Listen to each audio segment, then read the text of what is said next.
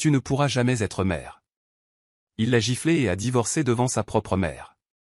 10 ans plus tard, elle a fait irruption à son mariage, accompagnée de jumeaux, et a brisé son monde en éclats. Bonjour, ma belle famille. C'est votre ami, Monsieur Peter. Aujourd'hui, je ne viens pas à vous avec ma voix, mais avec mon cœur grand ouvert. Je fais partie de vous. Même si je ne peux pas narrer aujourd'hui, je suis toujours là, derrière chaque mot, chaque émotion, chaque battement de cœur de cette histoire. Mon cher frère James sera votre voix aujourd'hui, mais ne vous y trompez pas, l'histoire vient toujours de moi, écrite avec amour à travers la douleur, pour vous. Mais je dois partager quelque chose avec vous, du plus profond de mon être. Certains de mes concurrents ont signalé ma chaîne. Oui, j'ai même reçu un courriel d'avertissement. Ils veulent briser ce que nous avons construit ensemble. Mais ce qui fait encore plus mal, c'est le silence de certains d'entre vous, ma famille. Je vous ai toujours donné mon âme à travers ces histoires.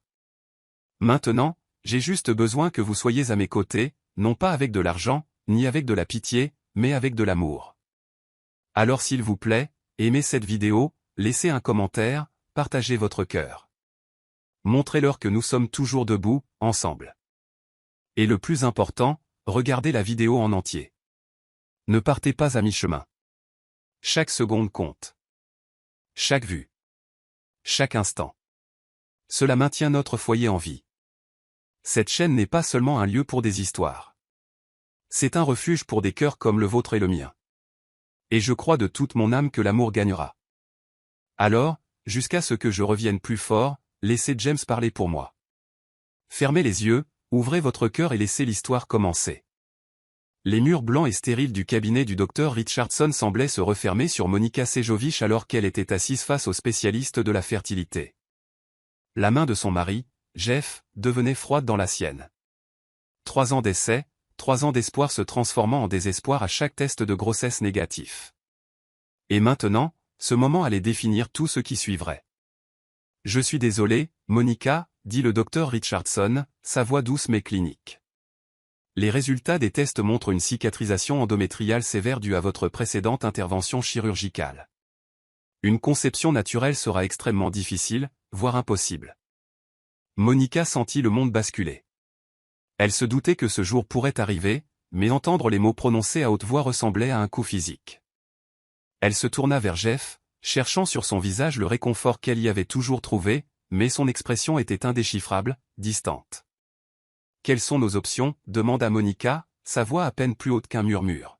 « On pourrait tenter une FIV, bien que les taux de réussite soient faibles étant donné l'étendue des cicatrices. Il y a aussi l'adoption, la gestation pour autrui. Nous allons y réfléchir, l'interrompit Jeff en se levant brusquement. Merci, docteur. Le trajet de retour fut étouffant de silence. Monica regardait par la fenêtre les banlieues de Chicago où ils avaient prévu d'élever leurs enfants, où ils s'étaient promenés dans les quartiers en pointant du doigt les maisons avec de bonnes écoles et de grands jardins. Maintenant, ses rêves ressemblaient à de cruelles plaisanteries. Jeff, nous devons en parler, dit Monica alors qu'ils entraient dans leur allée. Pas maintenant, Monica. J'ai besoin de digérer ça. Mais Monica pouvait déjà le voir dans ses yeux. Le retrait, la déception, la façon dont il ne la regardait plus vraiment. Comme si la trahison de son corps était en quelque sorte un échec personnel, une promesse brisée qu'elle lui avait faite. À l'intérieur de leur maison, Jeff alla directement dans son bureau et ferma la porte. Monica se retrouva seule dans la cuisine, s'effondrant sur une chaise à la table où ils avaient prévu d'aider leurs enfants à faire leurs devoirs. La porte d'entrée s'ouvrit et le cœur de Monica sombra davantage. Cordelia Anquin entra dans la maison comme une tempête, ses cheveux argentés parfaitement coiffés et son tailleur de créateur contrastant brutalement avec le visage baigné de larmes et la robe simple de Monica. « Jeffrey m'a appelé », annonça Cordelia, sans s'embarrasser de politesse. « Il m'a parlé de ta situation. » Monica se raidit à la façon dont sa belle-mère prononça le mot « situation », comme s'il s'agissait de quelque chose de honteux. « Ce n'est pas une situation, Cordelia. C'est une condition médicale. » Vraiment ? Les yeux bleu pâle de Cordelia étaient aussi froids que la glace hivernale. « Parce que de là où je me tiens, on dirait que tu as échoué dans la fonction la plus basique d'une épouse. » Les mots frappèrent Monica comme des coups physiques. Elle avait enduré 3 ans de piques subtiles de Cordelia sur le moment où elle leur donnerait des petits-enfants, 3 ans de commentaires pointus sur d'autres belles filles qui avaient déjà produit des héritiers. Mais c'était différent. C'était de la cruauté avec une précision chirurgicale. Ce n'est pas juste, dit Monica en se levant pour faire face à la femme plus âgée. Je n'ai pas choisi ça. N'est-ce pas? Cordelia s'approcha, sa voix tombant dans un murmure venimeux. Tu savais que Jeffrey voulait des enfants, une grande famille. C'est ce que les hommes enquins ont toujours eu, et toi? Tu ne peux même pas lui donner un seul enfant. Il y a d'autres options. D'autres options? Cordelia rit, un son tranchant et amer. L'adoption? Élever le bâtard d'une autre femme? La FIV avec ton corps endommagé? Tu penses que c'est ce que mon fils mérite? Monica sentit les larmes brûler derrière ses yeux, mais refusa de les laisser couler.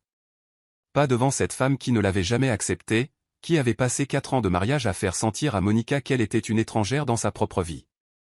Jeffrey mérite mieux qu'une femme brisée, poursuivit Cordelia. Il mérite une vraie épouse, une femme fertile, une femme qui peut lui donner l'héritage que le nom enquin exige. Le nom enquin? La voix de Monica monta de fureur. Quel héritage? Votre entreprise familiale est en faillite. Jeff travaille 60 heures par semaine pour essayer de sauver une entreprise que votre mari a menée à la ruine. Qu'est-ce qu'on préserve exactement ici? Le visage de Cordelia devint rouge de rage. Comment oses-tu? Comment j'ose quoi? Dire la vérité? Vous voulez parler d'échec? Parlons de la façon dont vous avez élevé un fils si faible qu'il ne peut pas tenir tête à sa propre mère. Parlons de la façon dont vous avez manipulé chaque relation qu'il a jamais eue parce que vous ne supportez pas l'idée de le partager. La gifle partit si vite que Monica ne la vit pas venir. La paume de Cordelia claqua sur sa joue avec assez de force pour faire pivoter sa tête sur le côté. Monica resta là, stupéfaite, sa main se levant pour toucher sa peau brûlante.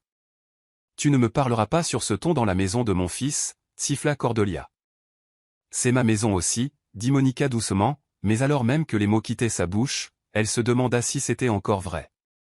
Des pas lourds dans l'escalier annoncèrent l'arrivée de Jeff.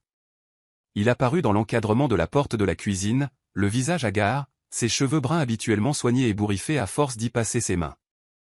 Que se passe-t-il? Demanda-t-il, bien que ses yeux ne croisent pas tout à fait ceux de Monica. Ta femme m'expliquait simplement pourquoi elle pense mériter de rester mariée avec toi malgré son incapacité à remplir son devoir le plus élémentaire, dit Cordelia d'une voix mielleuse. Monica observa le visage de son mari, attendant qu'il la défende, qu'il dise à sa mère qu'elle dépassait les bornes, mais Jeff resta simplement là, sa mâchoire se contractant en silence. Jeff, dit Monica doucement, dis-lui de partir. Maman s'inquiète juste pour notre avenir, dit finalement Jeff. Notre avenir? Monica sentit quelque chose de froid et définitif s'installer dans sa poitrine. Quel avenir est-ce, exactement? Jeff regarda sa mère puis revint à Monica, et dans ce moment d'hésitation, Monica vit tout ce qu'elle avait besoin de savoir. 4 ans de mariage, 4 ans d'amour, de rire et de rêve, et tout se résumait à ça. Forcé de choisir, il choisirait toujours Cordelia. Je ne peux plus faire ça, dit Jeff, les mots sortant en cascade comme s'il les avait retenus pendant des heures. Je ne peux pas prétendre que c'est ce que je voulais. Je t'ai épousé parce que je t'aimais, mais l'amour ne suffit pas quand tu ne peux pas me donner ce dont j'ai besoin. Ce dont tu as besoin. La voix de Monica était dangereusement calme. Des enfants, Monica, une famille, une vraie famille, pas un arrangement bricolé avec des médecins, des procédures et un espoir qui ne fonctionnera probablement pas de toute façon. La cuisine tomba dans le silence, à l'exception du tic-tac de l'horloge ancienne au mur, un cadeau de mariage de la grand-mère de Monica. Elle regarda cet homme qu'elle avait aimé, cet homme avec qui elle avait construit une vie, et vit un étranger. Tu fais vraiment ça, dit-elle. Ce n'était pas une question. Tu ne peux pas être ce dont j'ai besoin, dit Jeff, sa voix montant avec frustration. Tu ne peux pas me donner d'enfant. Quel est l'intérêt de rester marié à quelqu'un qui ne peut pas remplir le but le plus basique du mariage? Le but le plus basique. Répéta Monica. Pas l'amour, pas le partenariat, pas le fait de se soutenir quand la vie devient difficile. Le but le plus basique est ma capacité à produire des enfants. Ne rends pas les choses laides, Monica. Ne rends pas les choses laides? Monica rit, mais il n'y avait aucun humour là-dedans. Ta mère vient de me gifler dans ma propre cuisine et m'a dit que je n'étais pas une vraie femme, et c'est toi qui t'inquiètes que je rende les choses laides? Les yeux de Jeff se posèrent brièvement sur sa mère, et Monica y vit la culpabilité. Il savait que Cordelia viendrait ici. Il lui avait probablement dit de venir. Une femme qui ne peut pas donner d'enfant à mon fils n'est pas une vraie épouse, répéta Cordelia, sa voix portant le poids d'un jugement final. Et c'est là que le contrôle de Jeff finit par céder. Elle a raison, cria-t-il, le visage rouge de frustration, de chagrin et de rage. Tu ne peux pas devenir mère. Tu ne pourras jamais me donner ce que je veux le plus au monde. Alors à quoi bon? Les mots restèrent suspendus dans l'air comme du poison. Monica sentit quelque chose en elle se briser complètement, quelque chose qui ne pourrait jamais être réparé. Sors, murmura-t-elle. Monica. Sortez. Le cri s'échappa de sa gorge avec une telle force que Jeff et Cordelia reculèrent d'un pas. Tous les deux, sortez de ma maison. Et puis la main de Jeff bougea, rapide et vicieuse, l'attrapant au travers de la joue avec un claquement qui résonna dans toute la cuisine. Monica trébucha en arrière, sa main volant à son visage, fixant cet homme qui venait de la frapper. Ce n'est plus ta maison, dit Jeff, sa voix froide et finale. Je veux divorcer. Monica resta là, la joue brûlante de 2 gifles en une seule soirée, regardant l'homme qu'elle avait aimé se transformer en quelqu'un qu'elle ne reconnaissait plus. Cordelia souriait derrière lui comme si elle avait gagné un prix tordu. Très bien, dit Monica, sa voix stable malgré les larmes qui coulaient enfin sur ses joues. Mais je veux que tu te souviennes de ce moment, Jeff Anquin. Je veux que tu te souviennes de la nuit où tu as choisi ta mère plutôt que ta femme, parce qu'un jour, quand tu seras vieux et seul, te demandant pourquoi rien dans ta vie n'a jamais fonctionné comme tu l'avais prévu, je veux que tu te souviennes que tu as fait ça. Tu as choisi ça. Elle marcha jusqu'à la porte d'entrée et l'ouvrit en grand, l'air froid d'octobre s'engouffrant pour remplir l'espace où son mariage se trouvait autrefois. Sortez de ma maison, tous les deux, et ne revenez jamais. Alors qu'il partait, le sourire satisfait de Cordelia fut la dernière chose que Monica vit avant de fermer la porte et de s'effondrer contre elle, s'autorisant enfin à craquer complètement. Son mariage était terminé. Ses rêves de maternité semblaient impossibles. Mais quelque part au plus profond de son cœur, une petite flamme de défiance s'alluma. Elle survivrait à ça, elle renaîtrait de ses cendres, et un jour, d'une manière ou d'une autre, elle leur ferait payer cette nuit à tous les deux. Chapitre 2, le phénix renaît de ses cendres. 6 mois s'étaient écoulés depuis la nuit où le monde de Monica avait implosé. 6 mois de partage des biens, d'avocats, et de Jeff refusant de croiser son regard. Le divorce était officiel. Seule. Elle se tenait dans le minuscule studio qu'elle avait réussi à s'offrir dans le quartier de Logan Square à Chicago. Loin de la maison de banlieue qu'elle partageait avec Jeff.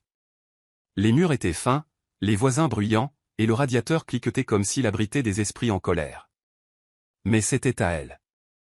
Chaque mètre carré exigu lui appartenait, et à personne d'autre. La nausée. Monica se précipita vers la salle de bain, atteignant à peine les toilettes avant que son estomac ne se vide violemment. Elle ne se sentait pas bien depuis des semaines, fatiguée, nauséeuse, émotive, au-delà même de ce que le divorce justifiait. Elle avait mis ça sur le compte du stress, du chagrin, du bouleversement de devoir reconstruire toute sa vie à partir de zéro. Mais alors qu'elle était assise sur le sol froid de la salle de bain, la tête qui tournait et les mains tremblantes, une pensée terrifiante s'insinua dans son esprit. Non, murmura-t-elle à l'appartement vide. Ce n'est pas possible. Mais alors même qu'elle le disait, Monica calculait les dates dans sa tête. La nuit avant que Jeff ne demande le divorce, ils avaient fait l'amour une dernière fois. Elle pensait que c'était une réconciliation, un pont pour se retrouver. Au lieu de cela, c'était un adieu. 1 heure plus tard, Monica se tenait dans l'allée de la pharmacie, fixant les tests de grossesse comme s'il s'agissait d'instruments de torture. Ses mains tremblaient alors qu'elle prenait le plus cher, comme si payer plus allait changer le résultat. De retour dans son appartement, Monica fit les 100 pas dans le petit espace en attendant que le test agisse. 3 minutes n'avaient jamais semblé aussi éternelles. Lorsque la minuterie de son téléphone sonna enfin, elle s'approcha du comptoir de la salle de bain comme si elle marchait vers sa propre exécution. 2 lignes roses la fixaient. Positif. Monica s'effondra sur le sol, le test glissant de ses doigts nerveux.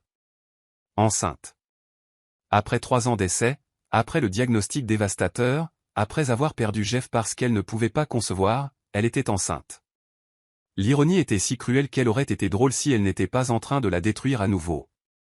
Elle appela son travail d'intérim au bureau d'assurance pour se faire porter pâle et passa la journée dans un brouillard, alternant entre la terreur et une étrange joie féroce. Le soir venu, elle avait pris sa décision. Elle devait le dire à Jeff. Quoi qu'il se soit passé entre eux, il méritait de savoir qu'il allait être père. Les mains de Monica tremblaient alors qu'elle laissait un message, « C'est Monica. Je dois te parler. C'est important. S'il te plaît, rappelle-moi. » Il ne rappela pas ce soir-là, ni le lendemain, ni le jour suivant. Le 4e jour, Monica réessaya. Cette fois, une femme répondit. « Allô ?» La voix était nette, professionnelle, inconnue. « Je suis désolé, j'appelais pour Jeff Anquin. »« C'est de la part de qui ?» L'estomac de Monica se serra. « C'est Monica, son ex-femme.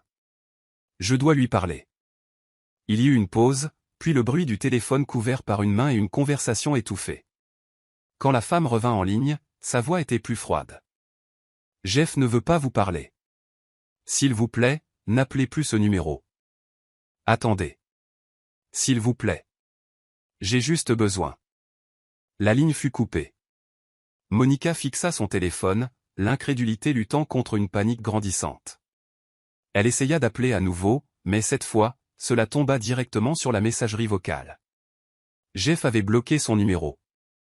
Ce week-end-là, désespérée et à court d'options, Monica conduisit jusqu'à la maison de Cordelia. Si Jeff ne prenait pas ses appels, peut-être que sa mère écouterait au moins. Peut-être que la loyauté familiale signifierait quelque chose quand il s'agissait d'un petit-fils. Cordelia ouvrit la porte en chemisier de soie et perles, comme si elle attendait de la compagnie pour le thé plutôt que sa belle-fille méprisée. « Que fais-tu ici ?» La voix de Cordelia aurait pu geler l'eau. « Je dois parler à Jeff. C'est urgent. Jeffrey est occupé. Il avance dans sa vie, comme il se doit. Je te suggère de faire de même. Cordelia, s'il vous plaît. Je suis enceinte. » Les mots restèrent suspendus entre elles comme une bombe attendant d'exploser. Monica observa attentivement le visage de Cordelia, s'attendant à un choc. Peut-être même de la joie à la perspective d'un petit-fils. Au lieu de cela, elle vit un calcul, puis quelque chose qui ressemblait presque à de la haine. Enceinte. La voix de Cordelia était trompeusement calme. C'est intéressant. Et qui est le père ? Monica eut l'impression d'avoir été giflée à nouveau. Jeff est le père. Ce bébé a été conçu avant notre divorce. C'est ce que tu prétends. Je ne prétends rien. Je vous dis la vérité. Cordelia s'approcha, sa voix tombant dans ce murmure venimeux familier. La vérité ? La vérité, c'est que tu es une femme désespérée qui a réalisé qu'elle avait fait une erreur. La vérité, c'est que tu essaies de piéger mon fils avec le bâtard d'un autre homme. Ce n'est pas la vérité. La vérité, continua Cordelia, sa voix s'élevant maintenant, c'est que Jeffrey a trouvé quelqu'un d'autre, quelqu'un de mieux, quelqu'un qui peut réellement lui donner ce dont il a besoin. Et toi, créature pathétique, tu essaies de ruiner son bonheur avec des mensonges. Monica sentit les larmes brûler ses yeux. Ce n'est pas un mensonge. Ce bébé est l'enfant de Jeff. Même si c'était le cas, dit Cordelia, et maintenant son sourire était pur venin, penses-tu vraiment que Jeffrey veut avoir quoi que ce soit à faire avec toi ? Penses-tu qu'il se soucie d'une erreur de sa vie passée ? Il est passé à autre chose. Il est heureux. Et je ne te laisserai pas détruire ça. Je n'essaie pas de détruire quoi que ce soit. Je pensais juste qu'il devait savoir. Il ne veut pas savoir. Il ne veut pas te voir, avoir de tes nouvelles, ou avoir quoi que ce soit à faire avec toi, plus jamais. Et si tu essaies de le contacter, si tu essaies de lui imposer ce fantasme, je ferai de ta vie un enfer. Cordelia s'approcha encore plus. Son doigt parfaitement manucuré pointa vers la poitrine de Monica comme une arme. J'ai de l'argent, des relations et une influence que tu ne peux même pas imaginer. Je te détruirai au tribunal. Je te ferai déclarer mère inapte. Je m'assurerai que tu perdes tout, y compris ce bébé, si tu ne disparais pas complètement de nos vies. Monica resta là, stupéfaite par la cruauté nue dans la voix de la femme plus âgée.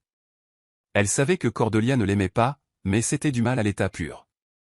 Vous ne pouvez pas être sérieuse. Et c'est moi, dit Cordelia. Pars maintenant et je te laisserai garder ton petit secret.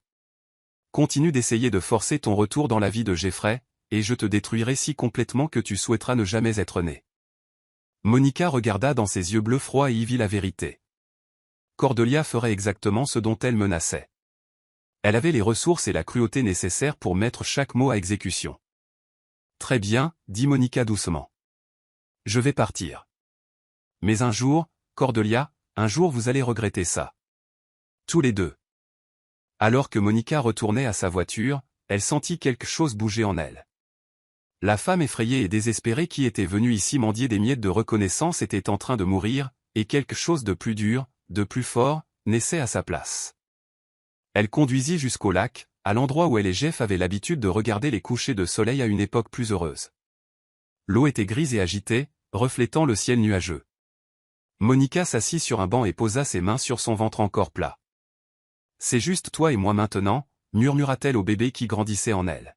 « Mais c'est d'accord. Je suffirai. Je serai tout ce dont tu as besoin. » Le lendemain matin, Monica appela son superviseur à l'agence d'intérim et démissionna.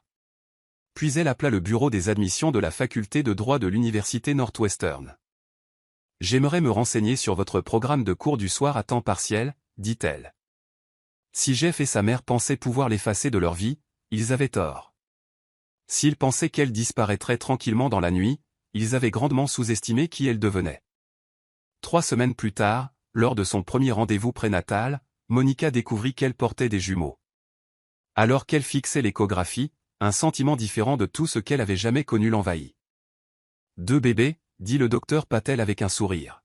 « Félicitations. »« Merci, » murmura Monica, des larmes coulant sur son visage. Mais ce n'étaient pas des larmes de tristesse ou de peur. C'étaient des larmes de détermination. Elle allait élever ses enfants seule. Elle allait devenir avocate. Elle allait construire une vie si magnifique que Jeff et Cordelia s'étoufferaient avec leur propre cruauté. Et un jour, quand elle serait prête, quand elle serait assez puissante pour protéger ses enfants de leur poison, elle s'assurerait qu'ils sachent exactement ce qu'ils avaient jeté. Le phénix renaissait des cendres de son ancienne vie, et elle allait brûler plus fort qu'il ne l'avait jamais imaginé possible. Chapitre 3, 2 cœurs, une guerrière. Les contractions commencèrent à 3 heures du matin par une glaciale matinée de février, 8 semaines avant le terme de Monica. Elle se réveilla dans son studio, les os rompus sur les draps qu'elle venait de laver, sans personne à appeler et personne pour l'aider à aller à l'hôpital, à part l'ambulance qu'elle n'avait pas les moyens de payer. « S'il vous plaît », murmura-t-elle au bébé en elle alors qu'une autre contraction déchirait son corps. « Pas encore. Maman n'est pas encore prête. » Mais Darius et Maximus Sejovic avaient leur propre calendrier. Ils arrivèrent à l'hôpital général de Chicago après 14 heures de travail, minuscules et parfaits, et luttant pour leur vie à l'USIN, unité de soins intensifs néonatales. Monica, épuisée et terrifiée, pressa son visage contre la vitre de leurs incubateurs et leur fit une promesse. « Je ne sais pas comment faire ça, » murmura-t-elle à leurs formes endormies connectées à plus de fils et de tubes qu'il ne semblait possible pour de si petits corps. « Mais je vais trouver une solution. Je vais être tout ce dont vous avez besoin. » L'assistante sociale de l'hôpital, une femme gentille nommée Carmen Rodriguez, trouva Monica en train de pleurer dans la salle d'allaitement 3 jours plus tard. « Ma chérie, » dit doucement Carmen, « y a-t-il quelqu'un que je peux appeler pour vous? De la famille? Le père des bébés? » Monica leva les yeux, les paupières rougies. « Il n'y a personne. C'est juste nous. » Carmen s'assit à côté d'elle. « Ce n'est pas vrai. Il y a tout un réseau de soutien là-dehors pour les femmes comme vous, les mères célibataires, les étudiantes, les femmes qui reconstruisent leur vie. Vous devez juste être assez courageuse pour tendre la main. » Carmen avait raison. Au cours des semaines suivantes, alors que Darius et Maximus prenaient des forces à l'USIN, Monica découvrit un réseau souterrain de femmes qui comprenaient son combat. Il y avait Deshawn, une infirmière qui travaillait de nuit et laissait Monica rester après les heures de visite. Il y avait le professeur Williams de Northwestern qui aida Monica à reporter son admission à l'école de droit jusqu'à l'automne, quand les bébés seraient plus âgés. Il y avait Madame Chen au bout du couloir, une veuve âgée qui offrit de garder les enfants en échange d'aide pour ses courses. Quand les jumeaux rentrèrent enfin à la maison après 6 semaines à l'hôpital, le minuscule studio de Monica avait été transformé. Des meubles pour bébés donnés remplissaient chaque coin. Couches et les maternisés s'alignaient sur les étagères. Une table allongée rabattable créait une nurserie dans l'espace qui avait autrefois été sa salle à manger. Merci, murmura Monica à la pièce vide, submergée par la gentillesse de quasi-inconnus qui s'étaient ralliés autour d'elle et de ses fils. Les premiers mois furent un flou de nuits sans sommeil et de tétées interminables. Monica travaillait à temps partiel dans une clinique d'aide juridique pendant la journée pendant que Madame Chen gardait les bébés, puis rentrait pour les nourrir, jouer avec eux, les aimer avec une intensité qui l'effrayait parfois. Chaque étape franchie ressemblait à une victoire. Quand Darius sourit pour la première fois, Monica pleura. Quand Maximus se retourna, elle appela Deshawn à l'hôpital juste pour partager la nouvelle avec quelqu'un qui comprendrait. Mais c'est quand ils eurent 6 mois que Monica comprit vraiment l'ampleur de ce qu'elle avait entrepris. Elle était en train de changer Maximus quand Darius se mit à pleurer dans son berceau. Alors qu'elle tendait la main vers lui, tenant toujours une couche sale, Maximus roula de la table allongée. Monica plongea en avant, le rattrapant juste avant qu'il ne touche le sol, mais le mouvement l'envoya s'écraser contre le mur. Elle s'assit sur le sol de son appartement, les 2 bébés pleurant, son épaule palpitant sous l'impact, et sanglota avec eux.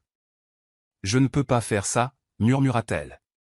Je ne peux pas faire ça toute seule. » Mais alors même que les mots quittaient sa bouche, Monica se relevait. Elle installa les 2 bébés dans leur transat, leur donna à chacun un jouet, et se prépara une tasse de café avec des mains tremblantes. Elle pouvait le faire. Elle devait le faire. Ces beaux garçons comptaient sur elle. Quand l'automne arriva, Monica commença l'école de droit 3 soirs par semaine tout en travaillant à temps plein à la clinique d'aide juridique. Le directeur, impressionné par sa détermination et son intelligence, l'avait promue parajuriste avec un salaire qui couvrait à peine leurs dépenses. Elle n'avait jamais été aussi épuisée. Ses journées commençaient à 5 heures du matin avec le biberon des jumeaux, suivi de 8 heures à la clinique, puis retour à la maison pour passer un temps précieux avec Darius et Maximus avant de partir pour Northwestern pour des cours qui ne finissaient pas avant 22 heures. Elle étudiait pendant ses pauses déjeuner dans le train, et dans les heures calmes après que les garçons se soient endormis. Ses professeurs ne savaient pas qu'elle était mère célibataire. Ses camarades supposaient qu'elle était juste une autre étudiante à temps partiel essayant d'équilibrer travail et études. Seule Carmen Rodriguez, qui prenait de ses nouvelles chaque mois, connaissait l'ampleur de ce que Monica tentait. « Tu essaies d'en faire trop », avertit Carmen lors d'un de leurs rendez-vous café. « Quelque chose va finir par lâcher. »« Non », dit fermement Monica, regardant Darius et Maximus jouer dans la petite salle de jeu de la clinique. « Je vais faire en sorte que ça marche. Ils méritent mieux qu'une vie de lutte. » Et d'une manière ou d'une autre, impossiblement, elle y arriva.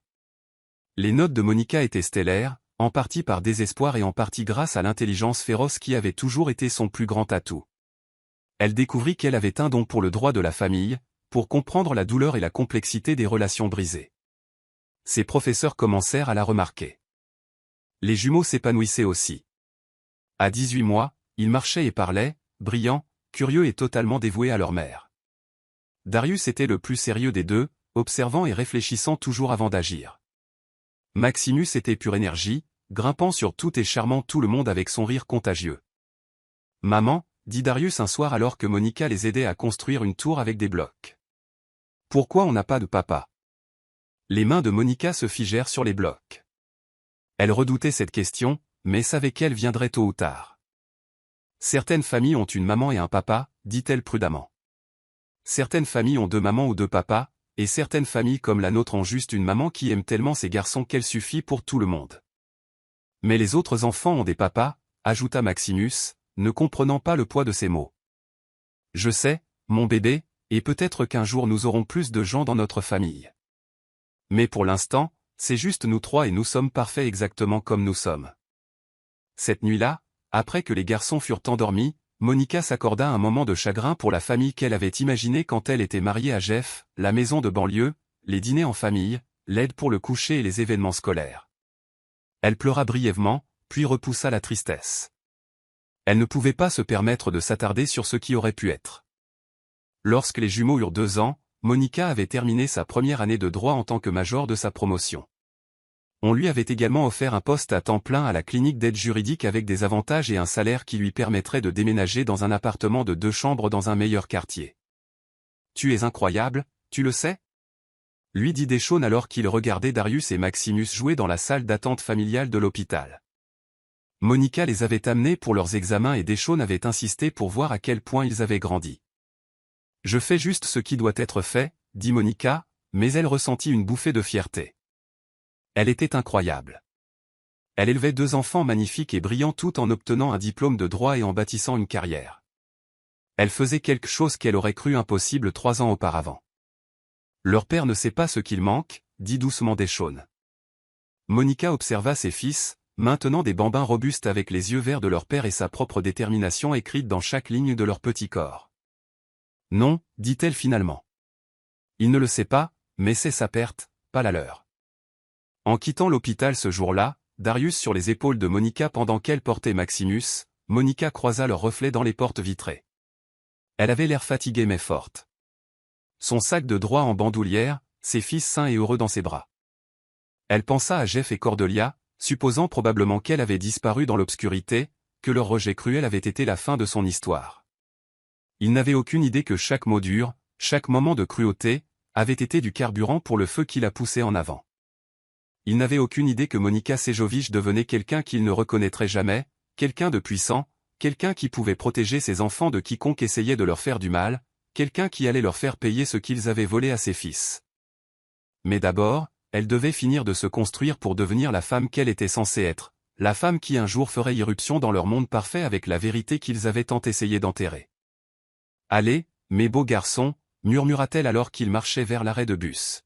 « Rentrons à la maison et conquérons le monde ensemble. » Chapitre 4, reine de son propre royaume. 5 ans après avoir obtenu son diplôme de droit avec les plus hautes distinctions, Monica Sejovic se tenait dans le bureau d'angle de son cabinet d'avocat du centre-ville de Chicago, regardant la ligne d'horizon de la ville qui semblait autrefois impossiblement loin de son minuscule studio. La plaque en laiton sur son bureau en acajou indiquait « Monica Sejovic, associée fondatrice, Sejovic et associée », et chaque fois qu'elle la voyait, elle ressentait une vague de fierté féroce. Le cabinet se spécialisait en droit de la famille, mais pas le genre qui gérait les divorces à l'amiable et les arrangements de garde simples. Le cabinet de Monica était une forteresse pour les femmes en guerre, les femmes combattant des maris violents, les femmes dont les enfants avaient été menacés, les femmes qui s'étaient retrouvées sans rien et avaient besoin d'une guerrière pour les aider à récupérer leur vie. Madame Patterson est là pour son rendez-vous de 15 heures, annonça son assistante Elena par l'interphone. Monica lissa son blazer Armani et vérifia son reflet dans la vitre. À 32 ans, elle avait grandi dans son pouvoir. Ses cheveux noirs étaient coiffés en un carré sophistiqué qui encadrait parfaitement son visage. Son maquillage était impeccable mais discret. Elle ressemblait exactement à ce qu'elle était, une femme qui pouvait entrer dans n'importe quel tribunal et imposer le respect. Madame Patterson était une femme menue aux yeux hantés et aux ecchymoses soigneusement dissimulés sur les poignets. Monica avait vu 1 millier de femmes comme elle, et chacune ravivait le feu qui brûlait dans sa poitrine depuis 8 ans. « Racontez-moi ce qui s'est passé », dit doucement Monica, s'installant dans la chaise en face de sa cliente plutôt que derrière son imposant bureau. Au cours de l'heure suivante, l'histoire de Madame Patterson se dévoila. L'escalade progressive du contrôle, l'abus financier, les menaces contre ses enfants si elle essayait de partir. C'était une histoire que Monica connaissait par cœur, avec des variations qu'elle avait entendues d'innombrables fois. « Il dit qu'aucun juge ne me croira », murmura Madame Patterson. « Il dit que je perdrai mes enfants si j'essaie de partir. » Monica tendit la main et prit les mains tremblantes de la femme dans les siennes. « Madame Patterson, regardez-moi. Il ment. Je vais m'assurer que vous et vos enfants soyez en sécurité, et je vais m'assurer qu'il paie pour chaque moment de peur qu'il vous a fait traverser. C'est une promesse. » Et c'était une promesse que Monica ne brisait jamais. Au cours des 5 dernières années, elle s'était bâtie une réputation, l'avocate que vous appelez quand les chances sont impossiblement contre vous. Elle avait affronté certains des hommes les plus puissants de Chicago, exposé la corruption au tribunal des affaires familiales et sauvé des douzaines d'enfants de situations dangereuses. Le magazine juridique local l'avait mise en couverture le mois précédent avec le titre « La défenseur, comment Monica Sejovic a bâti le cabinet de droit de la famille le plus redouté de Chicago ». Mais ce n'était pas la peur qui motivait les clientes de Monica à la chercher. C'était l'espoir. L'espoir que quelqu'un se battrait enfin pour elle comme personne ne s'était battu pour elle. Après le départ de Madame Patterson avec une stratégie juridique complète et les numéros de téléphone de 3 refuges, Monica regarda sa montre. Il était presque temps d'aller chercher Darius et Maximus à leur programme parascolaire à la prestigieuse Lincoln Park Academy, où ils étaient tous deux élèves d'honneur. À 10 ans, ses fils étaient tout ce qu'elle avait rêvé qu'ils pourraient être. Darius était contemplatif, montrant déjà une aptitude pour la stratégie et la pensée critique. Maximus était pur charisme, le genre d'enfant qui pouvait se sortir des ennuis par son charme et rallier les autres enfants à sa cause en quelques minutes. Ils jouaient tous les deux du violon. Darius, parce qu'il aimait la précision mathématique de la chose, Maximus parce qu'il aimait se produire en public. Ils jouaient tous les deux au football, parlaient l'espagnol couramment, et pouvaient coder en Python. Monica s'était assurée qu'ils aient chaque avantage qu'elle n'avait jamais eu, chaque opportunité qu'elle pouvait possiblement fournir. « Maman !» appela Maximus alors qu'elle se garait devant l'école dans sa BMW noire élégante. Darius a eu des ennuis pour s'être disputé avec Madame Chen à propos de la Révolution américaine encore une fois. « Je ne me disputais pas », dit Darius avec une dignité blessée en grimpant sur la banquette arrière. « Je corrigeais des inexactitudes historiques. » Monica croisa son regard dans le rétroviseur. « Et comment cela a-t-il été reçu ? » « Elle m'a donné des devoirs supplémentaires, » admit Darius, « mais j'avais raison. » « Avoir raison n'est pas toujours la même chose qu'être sage, » dit Monica, bien qu'elle soit secrètement fière de son refus de reculer sur ses convictions. « Parfois, il faut choisir ses batailles. »« Est-ce que c'est ce que tu fais au tribunal ?» demanda Maximus. « Choisir tes batailles ?» Monica réfléchit à la question alors qu'ils traversaient Lincoln Park vers leur maison en grès brun. Elle avait acheté la maison il y a 2 ans, un magnifique bâtiment de 3 étages avec un jardin à l'arrière et assez d'espace pour que les garçons aient chacun leur propre chambre et un espace d'étude. Parfois, dit-elle finalement. Mais quand quelqu'un essaie de faire du mal à des gens qui ne peuvent pas se protéger eux-mêmes, c'est toujours une bataille qui vaut la peine d'être menée. Ce soir-là, alors qu'elle aidait les garçons avec leurs devoirs sur l'îlot de la cuisine, le téléphone de Monica sonna. L'identifiant montrait un numéro qu'elle ne reconnaissait pas, mais quelque chose semblait familier.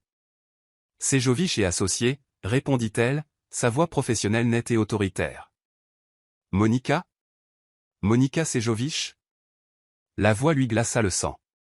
Elle ne l'avait pas entendu depuis 8 ans, mais elle l'aurait reconnu n'importe où. « C'est Monica », dit-elle prudemment, faisant signe aux garçons de continuer leur travail. « C'est Jeff. Jeff Anquin. » La main de Monica se serra sur le téléphone. « Que veux-tu, Jeff ? » J'ai entendu parler de ton cabinet d'avocat, de ton succès. Je suis vraiment heureux pour toi. Tu appelles pour me féliciter ? Parce que si c'est le cas, tu as environ 8 ans de retard. Il y eut un long silence. Monica, je sais que tu ne veux probablement pas avoir de mes nouvelles, mais j'ai pensé à toi, à nous. J'ai fait des erreurs. Des erreurs ? La voix de Monica était mortellement calme. C'est comme ça que tu appelles ça ? J'étais jeune et stupide, et j'ai laissé ma mère m'influencer trop. J'aurais dû te soutenir. J'aurais dû croire en nous.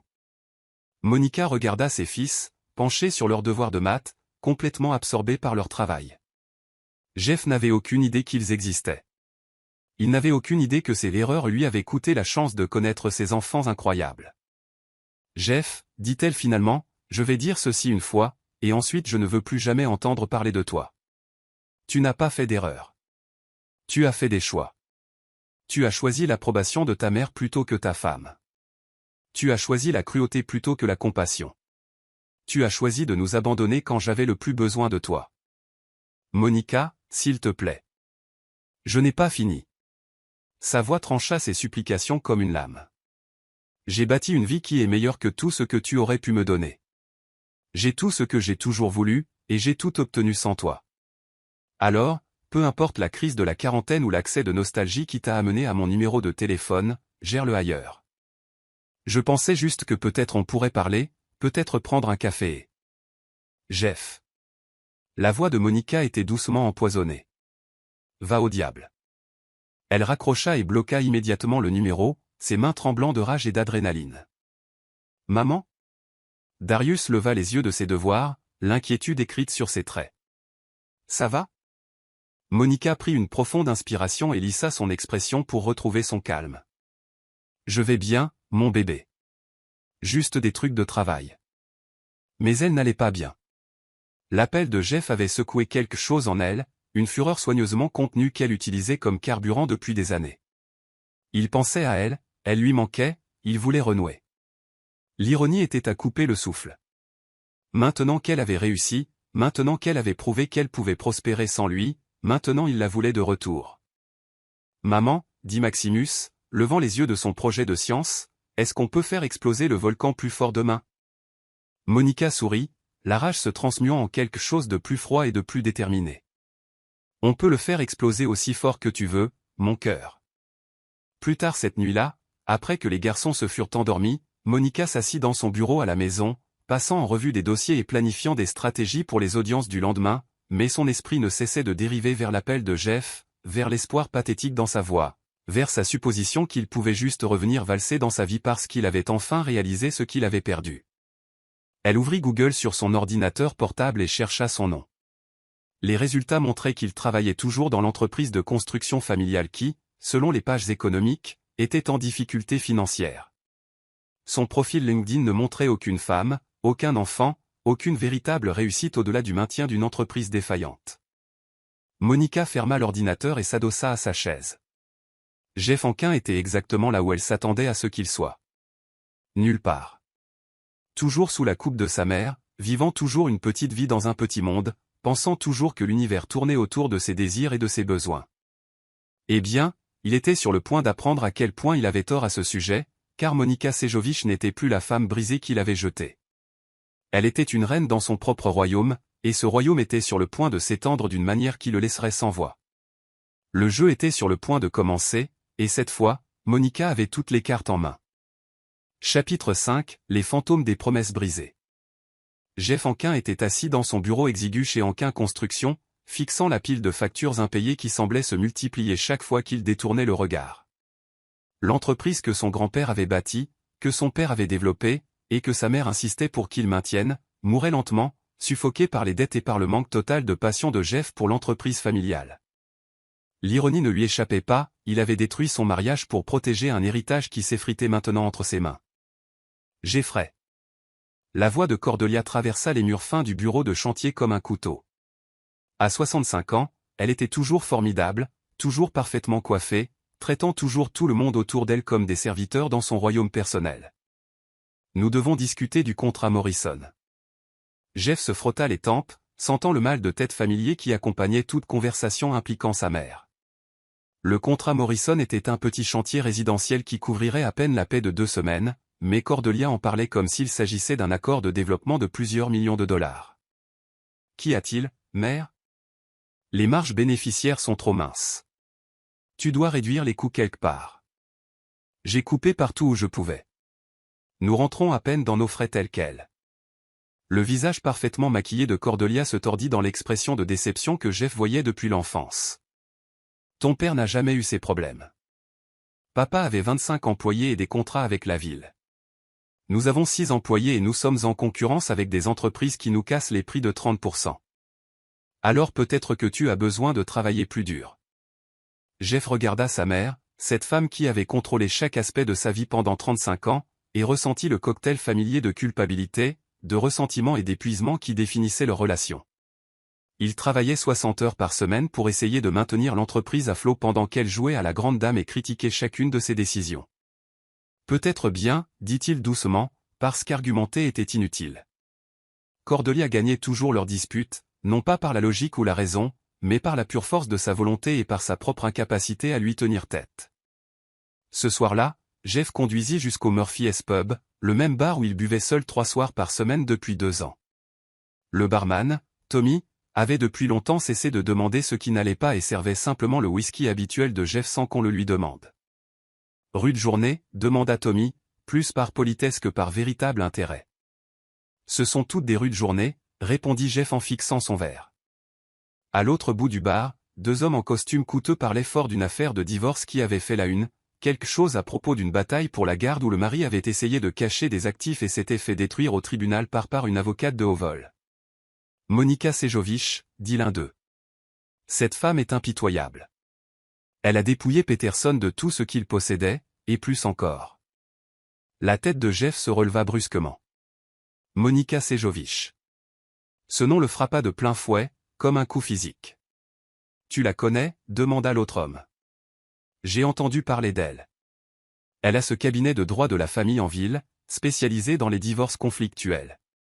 Les hommes de cette ville sont terrifiés par elle. Jeff fouilla fébrilement pour attraper son téléphone, les mains tremblantes, alors qu'il tapait le nom de Monica. Les résultats envahirent son écran, articles de presse, distinctions professionnelles, photos d'une femme qui ressemblait à Monica mais qui semblait impossible. Cette femme était raffinée, puissante, sûre d'elle. Cette femme portait des vêtements de créateur et dominait l'horizon de Chicago comme s'il lui appartenait. Mais c'était bien elle. Jeff aurait reconnu ses yeux n'importe où, même si tout le reste chez elle s'était métamorphosé. Monica était devenue tout ce qu'elle n'avait jamais été lorsqu'ils étaient mariés, prospère, indépendante, redoutable. La timide assistante juridique dont il avait divorcé s'était transformée en l'une des avocates les plus en vue de Chicago, alors qu'il était toujours assis dans le même bar, dans la même petite ville, occupant le même emploi sans avenir qu'il détestait déjà il y a 8 ans. Jeff passa la semaine suivante à lire obsessionnellement tout ce qu'il pouvait trouver sur la carrière de Monica. Elle avait obtenu son diplôme de la faculté de droit de Northwestern avec la mention summa cum laude. Elle avait travaillé à l'aide juridique avant d'ouvrir son propre cabinet. Elle se spécialisait dans la protection des femmes et des enfants contre les hommes dangereux. Cette dernière partie lui noua l'estomac. Avait-il été dangereux? Monica avait-elle eu peur de lui? Le souvenir de l'avoir giflé, cette dernière nuit, remonta à la surface, et Jeff se sentit malade. Il avait été en colère, frustré, blessé par le diagnostic de fertilité et par la pression constante de sa mère. Mais cela n'excusait pas ce qu'il avait fait.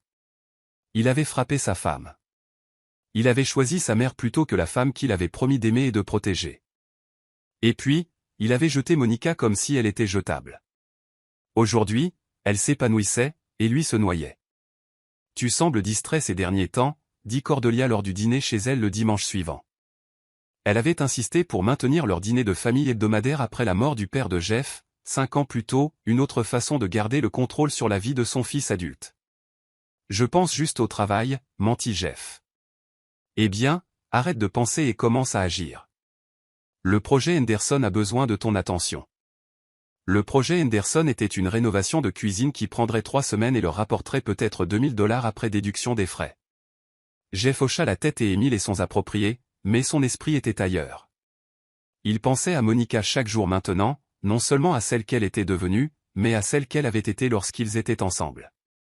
Son rire lorsqu'elle trouvait quelque chose de vraiment drôle. La façon dont elle se blottissait contre lui pendant les films. Comment elle avait soutenu ses rêves d'expansion de l'entreprise, même lorsqu'il avait trop peur de la désapprobation de sa mère pour les poursuivre. Monica avait cru en lui, autrefois. Elle avait vu en lui un potentiel qu'il n'avait jamais vu lui-même. Et il avait récompensé cette fois en l'abandonnant au moment où elle avait le plus besoin de lui. J'ai croisé Rebecca Morrison à l'épicerie, poursuivit Cordelia. Sa fille, Emily, vient de se fiancer avec un charmant garçon d'une bonne famille. Des enfants tout de suite, j'en suis sûr. La fourchette de Jeff s'arrêta à mi-chemin de sa bouche. C'était l'une des tortures préférées de Cordelia, parler des enfants et des petits-enfants des autres, lui rappelant ce qu'il n'avait pas réussi à lui donner. C'est bien pour eux, dit-il. Émilie a ton âge, tu sais. Enfin, quelques années de moins. Peut-être devrais-tu l'appeler. Maman? Quoi? Tu as 35 ans, Jeffrey. La plupart des hommes de ton âge ont des femmes et des familles. Je ne rajeunis pas et j'aimerais voir des petits-enfants avant de mourir. Les mots frappèrent Jeff comme une gifle. Des petits-enfants. Monica avait désespérément voulu des enfants. Ils avaient essayé pendant 3 ans, enduré les visites chez les médecins, les traitements et l'espoir qui se transformait en chagrin mois après mois. Et quand ils avaient enfin obtenu une réponse, quand ils avaient appris les options et les possibilités, il avait abandonné. Il avait renoncé à Monica, à leur mariage, à la famille qu'ils auraient pu construire ensemble par l'adoption ou la maternité de substitution, ou n'importe quelle autre voie qu'il n'avait jamais explorée parce qu'il avait été trop égoïste et trop faible pour se battre pour ce qu'ils voulaient tous les deux. Peut-être que je ne veux pas d'enfant, dit Jeff doucement. Le visage de Cordelia devint blanc de rage. Ne sois pas ridicule. Bien sûr que tu veux des enfants. Tout homme veut des enfants. Peut-être que je ne suis pas tout homme. Tu es un enquin. Les hommes enquins fondent des familles. Ils perpétuent le nom et l'héritage. Jeff regarda autour de la salle à manger de sa mère, les photos de famille couvrant chaque surface, le portrait de son père que Cordelia gardait bien en vue comme un sanctuaire. De quel héritage parlait-elle? Une entreprise en faillite. Une famille connue plus pour son arrivisme social que pour ses accomplissements réels. Et si l'héritage ne valait pas la peine d'être perpétué, demanda-t-il. La gifle partit vite et fort, tout comme celle qu'il avait donnée à Monica 8 ans auparavant. La main de Cordelia claqua sur sa joue avec assez de force pour faire pivoter sa tête sur le côté. « Comment oses-tu » siffla-t-elle. « Comment oses-tu insulter la mémoire de ton père et tout ce que cette famille a construit ?» Jeff resta assis, la joue brûlante, et réalisa qu'il était devenu exactement ce que sa mère l'avait élevé pour être. Un homme faible qui laissait les autres contrôler sa vie et payait cette faiblesse en blessant les gens qu'il aimait. Monica l'avait aimé autrefois. Vraiment, sincèrement aimé. Et il avait tout gâché parce qu'il avait été trop lâche pour tenir tête à une vieille femme aigrie qui n'avait jamais été heureuse un seul jour de sa vie. « Je suis désolé » murmura-t-il, sans savoir s'il s'excusait auprès de sa mère ou du fantôme de la femme qu'il avait perdue. Cette nuit-là, Jeff s'assit dans son appartement, le même appartement où il avait emménagé après le divorce, comme s'il avait eu peur de changer quoi que ce soit d'autre à sa vie, et fixa le numéro de téléphone de Monica sur son écran d'ordinateur. Il l'avait trouvé sur le site web de son cabinet d'avocat. Monica la professionnelle, la prospère, l'intouchable, qui ne lui accordait probablement pas une seule pensée d'une année à l'autre. Il devrait la laisser tranquille. Il devrait accepter qu'il avait fait ses choix et vivre avec les conséquences. Mais Jeff était fatigué de vivre avec les conséquences. Il était fatigué du contrôle de sa mère, de sa propre lâcheté et de la médiocrité interminable et écrasante de son existence. Monica s'était échappée. Monica avait construit quelque chose de magnifique sur les ruines de leur mariage. Peut-être qu'avec un peu de chance, elle lui dirait comment elle avait fait. Peut-être que s'il était très chanceux, elle lui pardonnerait. Les mains tremblantes, Jeff prit son téléphone et composa son numéro. Chapitre 6, la cage dorée. 2 mois après que Monica lui eut raccroché au nez, Jeff se retrouva assis en face d'Evangeline Cross dans le restaurant le plus cher de Chicago, essayant de se rappeler pourquoi il avait accepté ce dîner en premier lieu. Cordelia l'avait organisé, bien sûr. Elle organisait sa vie depuis 35 ans, et Jeff avait finalement cessé de résister. Evangeline était tout ce que sa mère avait voulu chez une belle-fille. Elle venait d'une vieille fortune, possédait des manières impeccables et avait été élevée pour être l'épouse parfaite d'un homme de rang convenable. Elle était blonde, petite et parlait d'une voix douce qui ne s'élevait jamais au-dessus du niveau de la conversation. Elle était aussi d'un ennui mortel. Le déjeuner de charité a permis de récolter près de 50 000 $, disait Evangeline en coupant délicatement son saumon en carrés précis. Mère était absolument ravie. Elle planifie déjà l'événement de l'année prochaine. Jeff hocha la tête et émit des sons appropriés tandis que son esprit vagabondait. Monica n'avait jamais parlé de déjeuner de charité. Monica parlait des livres qu'elle avait lus, des affaires sur lesquelles elle travaillait, des injustices qui la mettaient en colère. Monica avait des opinions sur tout et n'avait pas peur de les partager, même lorsqu'ils n'étaient pas d'accord. Jeffrey. La voix d'Evangeline le ramena au présent. Tu sembles distrait. Désolé. Longue journée au travail. Evangeline sourit avec compassion. Mon pauvre. Merdi que tu travailles si dur, mais c'est ce qui fait de toi un si bon pourvoyeur. Un bon pourvoyeur. Jeff faillit rire. Il maintenait à peine l'entreprise de construction à flot, vivant d'un chèque de paie à l'autre tout en prétendant être l'homme d'affaires prospère que tout le monde attendait. Mais Evangeline ne le savait pas, Cordelia avait peint un tableau très différent de la situation financière de leur famille. Parle-moi de ton travail, dit-il, parce qu'il était censé montrer de l'intérêt. Oh, je ne travaille pas vraiment, répondit Evangeline avec un petit rire. Je veux dire, je fais du bénévolat pour plusieurs organisations, bien sûr, mais papa dit que les femmes de notre famille n'ont pas besoin d'emploi. Nous avons d'autres responsabilités. D'autres responsabilités, comme être décorative, agréable, et produire la prochaine génération d'enfants fades et riches qui répéteraient le même cycle vide de sens. Jeff pensa à Monica, travaillant probablement tard dans son bureau du centre-ville, se battant pour des clients qui avaient besoin que quelqu'un croie en eux. Monica n'avait jamais été décorative. Elle avait été passionnée, motivée, vivante d'une manière qu'Evangeline ne pourrait jamais comprendre. Ça doit être agréable, dit Jeff, bien que cela sonnât creux, même à ses propres oreilles. 3 semaines plus tard, Jeff demanda Evangeline en mariage dans la roseraie de Navy Pier, exactement comme Cordelia l'avait suggéré. Il avait acheté la bague que Cordelia avait sélectionnée, prononcé les mots que Cordelia l'avait aidé à répéter, et s'était agenouillé à l'endroit précis où Evangeline avait mentionné qu'elle avait toujours rêvé d'être demandée en mariage. Evangeline dit oui, bien sûr. Elle disait oui à tout depuis leur premier rendez-vous, acquiesçant à chacune de ses opinions et s'en remettant à chacune de ses préférences comme un animal bien dressé. Oh, Jeffrey. Couinat-elle, assez fort pour attirer l'attention des autres couples se promenant dans le jardin. C'est absolument parfait. Le diamant était parfait. Il était aussi énorme, tape à accent grave l'œil et complètement dépourvu de goût. Tout ce que Monica aurait détesté. La bague de fiançailles de Monica avait été modeste mais élégante, choisie parce qu'elle rappelait à Jeff les bijoux vintage de sa grand-mère qu'elle aimait tant. Il avait mis cette bague au clou il y a 3 ans pour aider à payer les salaires. Appelons mère et papa tout de suite, bouillonna Evangeline, sortant déjà son téléphone. Ils voudront commencer à planifier la fête de fiançailles immédiatement. Et juste comme ça, la demande en mariage de Jeff devint l'affaire de tout le monde, sauf des 2 personnes qui étaient censées se marier. La fête de fiançailles eut lieu au domaine de la famille Cross à Lake Forest, un manoir tentaculaire qui donnait à Jeff l'impression d'être un parent pauvre jouant à se déguiser. 200 invités sirotaient du champagne et félicitaient Jeff pour son excellent choix tandis qu'il se tenait aux côtés d'Evangeline et souriait jusqu'à ce que son visage lui fasse mal. Elle est ravissante, lui disait personne après personne. Vous avez tellement de chance. Un couple parfait, disait-il, fait l'un pour l'autre. De beaux enfants, prédisait-il, des enfants magnifiques et bien élevés. Jeff souriait, hochait la tête et acceptait leurs félicitations tout en ayant l'impression de regarder la vie de quelqu'un d'autre se dérouler. Ce n'était pas ce qu'il avait imaginé lorsqu'il pensait au mariage. Ce n'était pas le partenariat qu'il avait eu avec Monica, le sentiment de construire quelque chose ensemble. Cela ressemblait à une transaction commerciale habillée de dentelle blanche et de porcelaine fine.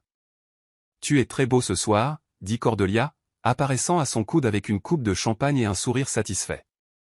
Evangeline est tout ce que j'espérais qu'elle serait. Elle est très gentille, dit Jeff prudemment. Gentille ? Le rire de Cordelia fut tranchant. Jeffrey, elle est parfaite. Elle vient d'une excellente famille. Elle a été bien élevée et elle te donnera de beaux enfants sans aucune des complications de ton mariage précédent. La cruauté désinvolte dans la voix de sa mère tordit l'estomac de Jeff. Les problèmes de fertilité de Monica n'avaient pas été des complications. Ils avaient été des épreuves déchirantes qu'ils auraient dû affronter ensemble. Ne parle pas de Monica comme ça, dit-il doucement. Les yeux de Cordelia brillèrent de colère. Je parlerai de cette femme comme je l'entends. Elle était une erreur, Jeffrey, un mauvais choix que tu as corrigé quand tu as retrouvé tes esprits. Evangeline est ton avenir maintenant. Jeff regarda à travers la pièce sa fiancée, qui montrait sa bague de fiançailles à un groupe d'amis. Elle roucoulait toute devant le bijou comme si c'était la chose la plus magnifique qu'elles aient jamais vue, et Evangeline se prélassait dans leur attention. Elle ne m'aime pas, dit soudain Jeff. Quoi ? Evangeline. Elle ne m'aime pas. Elle aime l'idée de moi, la version de moi que vous avez vendue à sa famille. Mais elle ne me connaît pas du tout. Cordelia s'approcha, sa voix tombant dans ce murmure venimeux que Jeff connaissait si bien. L'amour est un luxe, Jeffrey. Le mariage est une question de compatibilité, de valeurs partagées et de construction d'une famille convenable. Evangeline te donnera des enfants, entretiendra ta maison et améliorera ton statut social. Que pourrais-tu vouloir de plus ? Ce qu'il pourrait vouloir de plus ? Jeff pensa au rire de Monica, à la façon dont elle le mettait au défi d'être meilleure, aux conversations qui duraient jusqu'à l'aube parce qu'aucun d'eux ne voulait s'arrêter de parler. Il pensa à la passion qui avait brûlé entre eux, au sentiment qu'ils étaient partenaires en tout. Il pensa à la famille qu'ils auraient pu construire ensemble s'il avait été assez courageux pour se battre pour elle. « Je veux ce que j'avais avant, dit-il. »« Ce que tu avais avant était une illusion, » claqua Cordelia. « Cette femme ne pouvait pas te donner d'enfant, elle te retenait, t'empêchait d'atteindre ton vrai potentiel. Evangeline t'aidera à devenir l'homme que tu es censé être. » L'homme qu'il était censé être. Jeff se demanda si sa mère avait la moindre idée de qui c'était réellement, ou si elle s'était jamais souciée de quoi que ce soit au-delà de le modeler à son image du fils parfait. Le mariage aura lieu en juin, poursuivit Cordelia, comme si la conversation sur l'amour n'avait jamais eu lieu. La mère d'Evangeline et moi avons déjà commencé à planifier, le Ritz-Carlton a accepté de bloquer la date. Juin ? Jeff se sentit piégé, comme si les murs se refermaient sur lui. C'est dans seulement 4 mois. Pas la peine d'attendre, tu ne rajeunis pas et je veux voir des petits-enfants avant d'être trop vieille pour en profiter. Petits-enfants. C'était là encore, la pression qui avait détruit son premier mariage et définissait maintenant son second. Jeff se demanda s'il serait un jour autorisé à faire un choix basé sur ce qu'il voulait vraiment, plutôt que sur ce que tout le monde attendait de lui. « Et si je ne suis pas prêt ?» demanda-t-il. Le sourire de Cordelia fut froid et définitif. « Alors tu te prépareras. Parce que cela va arriver, Jeffrey. Tu as déjà fait ta demande, les faire-part ont été envoyés et les acomptes versés. Il n'y a pas de retour en arrière possible maintenant. » Jeff regarda autour de la fête élégante, tous ces visages souriants célébrant son avenir, et eut l'impression d'assister à ses propres funérailles. Dans 4 mois, il épouserait une femme qu'il n'aimait pas pour plaire à une mère qui ne serait jamais satisfaite quoi qu'il fasse.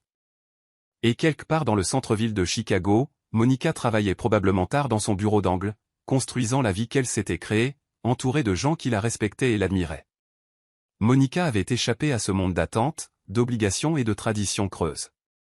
Jeff était sur le point de s'y enchaîner pour toujours. Au fil de la soirée, alors que les invités le félicitaient l'un après l'autre, Jeff sentit quelque chose mourir en lui. C'était peut-être l'espoir, ou les rêves, ou simplement le dernier vestige de l'homme qu'il avait été quand Monica l'avait aimé.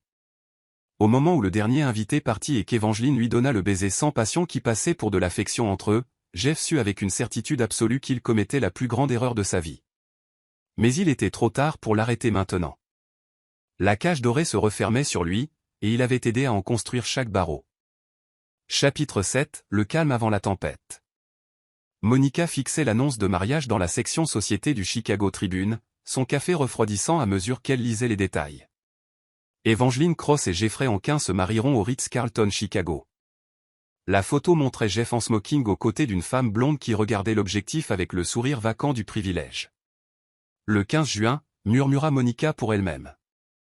Dans exactement 6 semaines, Jeff épouserait la remplaçante soigneusement choisie par sa mère pour succéder à la femme qu'il avait jetée. Maman ? Darius apparut dans l'encadrement de la porte de la cuisine, déjà habillé pour l'école dans son blazer d'uniforme et sa cravate. À 10 ans, il se comportait avec une dignité qui rappelait à Monica elle-même à cet âge. Sérieux, observateur, pensant toujours 3 coups à l'avance. Tu as l'air contrarié. Monica plia le journal et sourit à son fils. Juste des trucs de boulot, chérie. Où est ton frère ? Il essaie encore de décider entre la cravate bleue et la rouge. Il dit que la bleue fait ressortir ses yeux, mais que la rouge fait plus d'effet. Monica rit malgré son humeur sombre. Maximus avait hérité de son goût pour le drame, ainsi que des yeux verts dévastateurs de Jeff. Il briserait des cœurs un jour, mais plus important encore, il allait changer le monde. Ces 2 garçons le feraient. Dis-lui de mettre la bleue, lança-t-elle alors que Darius remontait à l'étage, et rappelle-lui que nous partons dans 10 minutes. Après avoir déposé les jumeaux à la Lincoln Park Academy, Monica conduisit jusqu'à son bureau avec l'annonce de mariage brûlant dans son sac à main comme un secret. Elle avait passé 10 ans à construire une vie sans Jeff, 10 ans à prouver qu'elle était plus forte et plus capable que quiconque ne l'avait jamais imaginé. Elle n'avait pas besoin de vengeance, mais elle la voulait. Elena, appela-t-elle son assistante en entrant dans le cabinet d'avocat, annule mes rendez-vous de l'après-midi et trouve-moi tout ce que tu peux sur la famille Cross, dossiers financiers, affaires commerciales, relations sociales, tout. Elena Morale était avec Monica depuis 3 ans, depuis que le cabinet avait suffisamment grandi pour nécessiter une assistante à temps plein. Elle était efficace, discrète et avait une capacité étrange à trouver des informations que d'autres préféraient garder cachées. « Dois-je demander pourquoi nous enquêtons sur des mondains ?» demanda Elena. « Affaires personnelles » répondit Monica. « J'ai aussi besoin que tu découvres tout sur l'entreprise de construction Anquin, statut financier, dettes impayées, relations d'affaires. Je veux savoir s'ils sont autant en difficulté que je le soupçonne. Jusqu'où dois-je creuser ?» Monica pensa à l'appel téléphonique de Jeff 2 mois plus tôt, au désespoir sous son ton décontracté, à la façon dont il ressemblait à un homme se noyant dans sa propre médiocrité. Assez profond pour toucher le fond, dit-elle. Au cours des semaines suivantes, Monica rassembla systématiquement des renseignements sur la nouvelle vie de Jeff. La famille Cross était exactement ce à quoi elle s'attendait, vieille fortune, valeurs conservatrices et relations sociales qui ouvraient des portes. Evangeline était leur fille unique, élevés pour faire un beau mariage et maintenir les apparences. L'entreprise de construction Anquin, en revanche, était un désastre. Ils avaient 6 mois de retard sur les prêts et fonctionnaient avec un personnel squelettique. Le père de Jeff avait laissé l'entreprise lourdement hypothéquée et Jeff n'avait clairement ni la compétence ni la vision pour redresser la barre. Intéressant, murmura Monica en prenant des notes dans les marges des rapports financiers. Maman ? Maximus apparut dans l'encadrement de sa porte, ses devoirs apparemment terminés. Je peux te demander quelque chose ? Bien sûr, bébé.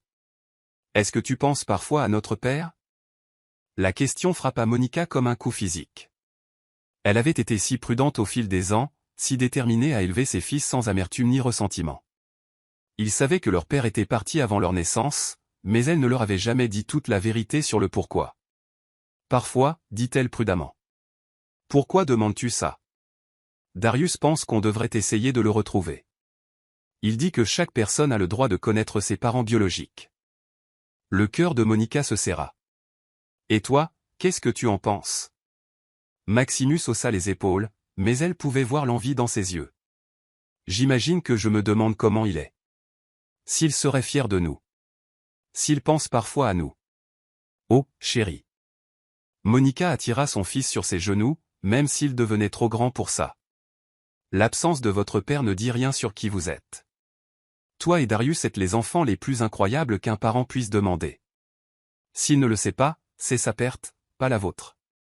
Mais tu ne penses pas qu'il mérite de savoir qu'on existe ? Monica pensa au mensonge confortable de Jeff, à ses fiançailles sans amour, à la manipulation continue de sa mère. Méritait-il de connaître ces garçons magnifiques et brillants ? Méritait-il la chance de leur faire du mal comme il lui avait fait du mal ? Peut-être un jour, dit-elle finalement. Quand vous serez plus grand et pourrez prendre cette décision par vous-même. Après que Maximus fut allé se coucher, Monica retourna à ses recherches avec une concentration renouvelée. Elle sortit tout ce qu'elle put trouver sur le mariage de Jeff, le lieu, la liste des invités, les photographes engagés pour documenter le triomphe social de Cordelia. Le Ritz-Carlton Chicago, samedi 15 juin, cérémonie à 16h suivie de la réception. Tenue de soirée exigée. 200 membres de l'élite sociale de Chicago seraient présents pour assister à la transformation de Jeff en l'homme que sa mère avait toujours voulu qu'il soit. Monica ouvrit son ordinateur portable et commença à taper un email à son détective privé préféré, Marcus Webb. Elle avait travaillé avec lui sur des dizaines d'affaires et il n'avait jamais manqué de livrer exactement ce dont elle avait besoin. Marcus, écrivit-elle, j'ai besoin d'enquêtes de fonds détaillées sur Jeffrey Anquin et Evangeline Cross. Concentre-toi sur tout scandale potentiel, irrégularité financière ou relations personnelles qui pourraient ne pas être de notoriété publique. J'ai aussi besoin des détails de sécurité pour leur mariage le 15 juin, liste des invités, plan des lieux, timing des événements. Affaire confidentielle, urgente. Elle appuya sur envoyer et se renversa dans sa chaise, son esprit passant déjà en revue les possibilités. Elle n'était pas encore sûre de ce qu'elle comptait faire de ces informations, mais Monica avait appris il y a longtemps que le savoir, c'est le pouvoir, et que le pouvoir était la seule monnaie qui comptait quand on prévoyait de détruire les mensonges soigneusement construits de quelqu'un. Son téléphone vibra avec un SMS de son amie Keisha, la même femme qui lui avait offert un canapé pour dormir il y a 10 ans et qui dirigeait maintenant une entreprise de traiteurs prospères. Meuf, tu as besoin de sortir plus. Tu veux venir dîner avec Marcus et moi ce week-end ? Il a un ami qui, je pense, te plairait. Monica sourit et répondit, pas possible ce week-end, mais on remet ça ? Tu travailles trop. C'est quand la dernière fois que tu as eu un rencard ? Monica considéra la question. Quand avait-elle été intéressée par une rencontre amoureuse pour la dernière fois ? Elle avait eu quelques relations sans lendemain au fil des ans, mais rien de sérieux. Rien qui lui avait donné envie de risquer la vie qu'elle avait construite pour elle et ses fils. Peut-être qu'après le 15 juin, elle serait prête à penser à l'avenir au lieu de régler ses comptes avec le passé. Le lendemain matin apporta le rapport préliminaire de Marcus, et Monica le lut en buvant son café avec une satisfaction croissante. L'entreprise de construction de Jeff était encore plus mal en point qu'elle ne le pensait. Ils avaient fait défaut sur 2 prêts d'équipement et faisaient face à la saisie de leur immeuble de bureau. La famille d'Evangeline, quant à elle, avait discrètement transféré plusieurs actifs hors de son nom au cours des 6 derniers mois, un signe certain que quelqu'un s'inquiétait de protéger l'argent d'éventuels créanciers. Plus intéressante encore fut la révélation que Cordelia Hanquin s'était portée garante personnelle de plusieurs prêts de l'entreprise de construction. Si l'entreprise faisait faillite, elle perdrait sa maison, ses investissements et son style de vie soigneusement entretenu. Pas étonnant qu'elle fût désespérée de voir Jeff marié à de l'argent. Le téléphone de Monica sonna, interrompant ses pensées. L'identifiant affichait le numéro de Marcus Webb. « Qu'est-ce que tu as trouvé » demanda-t-elle sans préambule. « Plus que ce à quoi tu t'attendais probablement » répondit la voix grave de Marcus. « La fiancée de ton ex-mari a quelques secrets intéressants. On déjeune ensemble ? Mon bureau, 1 heure. Et Marcus ? Cette conversation n'a jamais eu lieu. Quelle conversation ? Monica raccrocha et tourna son attention vers la décision la plus importante qu'elle ait eu à prendre en 10 ans. Elle pouvait utiliser ces informations pour détruire le mariage de Jeff, pour exposer les mensonges et le désespoir financier que Cordelia essayait de cacher derrière l'arrivisme social et les mariages arrangés. Ou elle pouvait s'en aller et le laisser épouser sa mariée parfaitement appropriée et vivre sa vie parfaitement médiocre. Elle pensa à ses fils, aux questions qu'ils commençaient à poser, au jour où ils exigeraient toute la vérité sur leur père. Elle pensa à l'homme qui l'avait giflé et jeté parce qu'elle ne pouvait pas lui donner immédiatement d'enfant. Elle pensa à la justice. Monica ouvrit son calendrier et marqua le 15 juin d'une simple annotation, « Mariage ». L'orage se préparait, et quand il éclaterait, il emporterait tout ce que Jeff pensait savoir de son monde sûr et contrôlé. Il avait jeté son phénix une fois. Maintenant, elle revenait pour réduire sa cage dorée en cendres. Chapitre 8, quand le tonnerre gronde. Le Ritz-Carlton Chicago avait été transformé en un décor de conte de fées, tout en rose blanche et lustrant cristal, avec assez de fleurs pour approvisionner une petite serre. Monica se tenait dans le hall de l'hôtel, regardant les invités du mariage arriver dans leurs robes de créateurs et leurs costumes coûteux, et se sentait comme un loup encerclant un troupeau de moutons. Elle avait choisi sa tenue avec soin, une robe Valentino bleu nuit qui épousait ses courbes et imposait l'attention, associée à des talons Jimmy Choo qui ajoutaient 10 cm à sa taille déjà imposante. Ses cheveux étaient coiffés en un chignon élégant qui mettait en valeur les boucles d'oreilles en diamant qu'elle s'était offertes pour célébrer sa plus grande victoire au tribunal le mois dernier.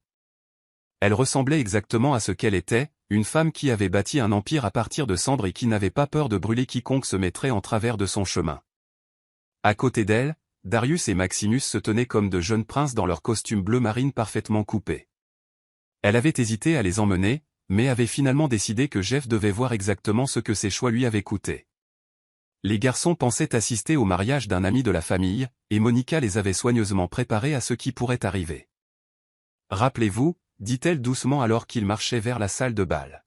« Quoi qu'il arrive là-dedans, vous restez calme et vous restez près de moi. »« Oui, man, » dit Darius, sa main cherchant instinctivement celle de son frère. Même à 10 ans, il avait des instincts protecteurs qui le serviraient bien dans la vie. Monica regarda sa montre. 16h15 La cérémonie avait commencé il y a 15 minutes, ce qui signifiait que Jeff et Evangeline étaient probablement au milieu de leurs vœux en ce moment même. Timing parfait. Elle s'approcha de l'huissier en uniforme aux portes de la salle de bal, un jeune homme clairement dépassé par l'ampleur de l'événement. « Je suis désolé madame, mais la cérémonie a déjà commencé. Je ne peux placer personne tant que... » Monica sourit, une expression assez tranchante pour couper du verre. « Je suis Monica Sejovic. Je crois que je suis sur la liste des invités. » Elle ne l'était pas, bien sûr, mais elle le dit avec une telle autorité que le jeune homme commença immédiatement à scanner son presse-papier avec une panique croissante. Je ne vois pas votre nom ici, mais peut-être. Ne vous en faites pas, dit Monica avec fluidité, le dépassant déjà. Des amis de la famille du marié se glisseront juste au fond. Avant qu'ils ne puissent protester, Monica avait franchi les portes avec ses fils à ses côtés, entrant dans une salle de bal remplie de 200 des citoyens les plus éminents de Chicago.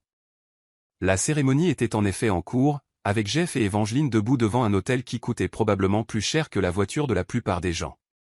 Monica se positionna tout au fond de la salle, dans l'ombre, où elle pouvait observer sans être remarquée. D'ici, elle avait une vue parfaite sur le déroulement et un chemin dégagé vers l'avant quand le moment viendrait. Jeff avait l'air misérable, même de loin, Monica pouvait voir la tension dans ses épaules, la façon dont il ne cessait de jeter des coups d'œil à sa mère au premier rang, comme s'il demandait la permission de respirer. Il simulait le bonheur, mais quiconque l'avait connu aussi bien que Monica pouvait voir la vérité. Evangeline, en revanche, rayonnait de la satisfaction d'une femme qui avait obtenu tout ce pour quoi elle avait été élevée. Elle était belle d'une manière intouchable, comme une poupée de porcelaine avec laquelle on n'avait jamais joué. Sa robe de mariée coûtait probablement plus cher que la voiture de Monica, et elle la portait comme une armure contre les complexités de la vie réelle. Bien-aimé, entonna le pasteur, nous sommes réunis ici aujourd'hui pour assister à l'union de Jeffrey Anquin et Evangeline Cross par les liens sacrés du mariage. Monica sentit Maximus bouger à côté d'elle, son attention captée par quelque chose à l'avant de la salle. Quand elle suivit son regard, elle vit ce qui avait capturé son intérêt. Le visage de Jeff, visible de profil alors qu'il faisait face à sa fiancée. « Maman », chuchota Maximus, à peine audible même pour elle. « C'est... » Chut, murmura Monica, sa main trouvant son épaule. « Attends. » La cérémonie se poursuivit avec toute la chaleur d'une fusion d'entreprises. Jeff et Evangeline répétèrent leurs vœux avec l'enthousiasme de gens lisant une liste de courses, tandis que Cordelia tamponnait ses yeux avec un mouchoir qui coûtait probablement plus cher que le loyer mensuel de la plupart des gens. Si quelqu'un a une raison pour laquelle ces deux personnes ne devraient pas être unies par le mariage, poursuivit le pasteur, qu'il parle maintenant ou se taise à jamais. La pause traditionnelle s'étira, remplie du bruissement de tissus coûteux et du bruit lointain de la circulation sur Michigan Avenue. Monica sentit son cœur marteler contre ses côtes alors qu'elle se préparait à s'avancer. C'était le moment. Le moment qui changerait tout. Elle sortit de l'ombre et s'engagea dans l'allée centrale, sa voix tranchant le silence comme une lame. Je m'y oppose. Cet homme a abandonné ses enfants. L'effet fut instantané et dévastateur. 200 têtes se tournèrent vers elle à l'unisson, une vague de murmures choqués traversant la foule. À l'hôtel, Jeff devint blanc comme un linge, la bouche ouverte de stupéfaction. Evangeline semblait confuse, comme si elle ne pouvait pas tout à fait assimiler ce qui se passait, mais ce fut la réaction de Cordelia que Monica savoura le plus. Le visage de la vieille femme passa par une succession rapide d'émotions, confusion, reconnaissance, et enfin une rage pure et non diluée. Cet homme, continua Monica, sa voix portant l'autorité qu'elle avait développée dans d'innombrables salles d'audience, a abandonné ses enfants. Les murmures devinrent plus forts, des exclamations choquées résonnant contre les lustres en cristal. Monica commença à remonter l'allée, ses fils à ses côtés, chaque œil dans la pièce suivant leur progression. « Excusez-moi, » balbutia le pasteur, « mais qui êtes-vous » ? « Je suis Monica Sejovich, » répondit-elle, sans jamais quitter des yeux le visage décomposé de Jeff. « Et voici mes fils, Darius et Maximus Sejovich. » Elle s'arrêta à l'avant de la salle, assez près maintenant pour voir le moment exact où le regard de Jeff tomba sur les garçons, et où la vérité le frappa comme un coup physique. La ressemblance était indéniable. Ils avaient ses yeux, sa mâchoire, sa taille. Il n'y avait aucun doute sur qui avait engendré ses enfants.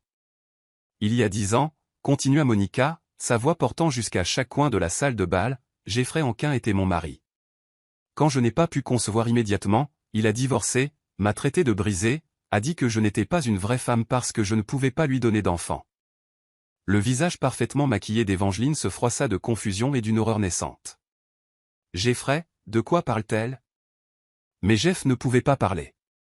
Il fixait Darius et Maximus comme s'il voyait des fantômes, son visage passant du choc à la reconnaissance, et quelque chose qui continuait implacablement. J'ai découvert que j'étais enceinte. 2 jumeaux. J'ai essayé de le contacter pour lui faire savoir qu'il allait être père, mais sa mère. Elle se tourna pour regarder directement Cordelia en point à menacer de me détruire si je ne disparaissais pas complètement de leur vie. C'est ridicule, dit Cordelia, se levant de son siège avec autant de dignité qu'elle pouvait en rassembler.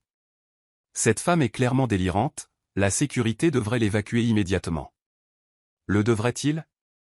Monica plongea la main dans son sac et sortit une enveloppe Kraft.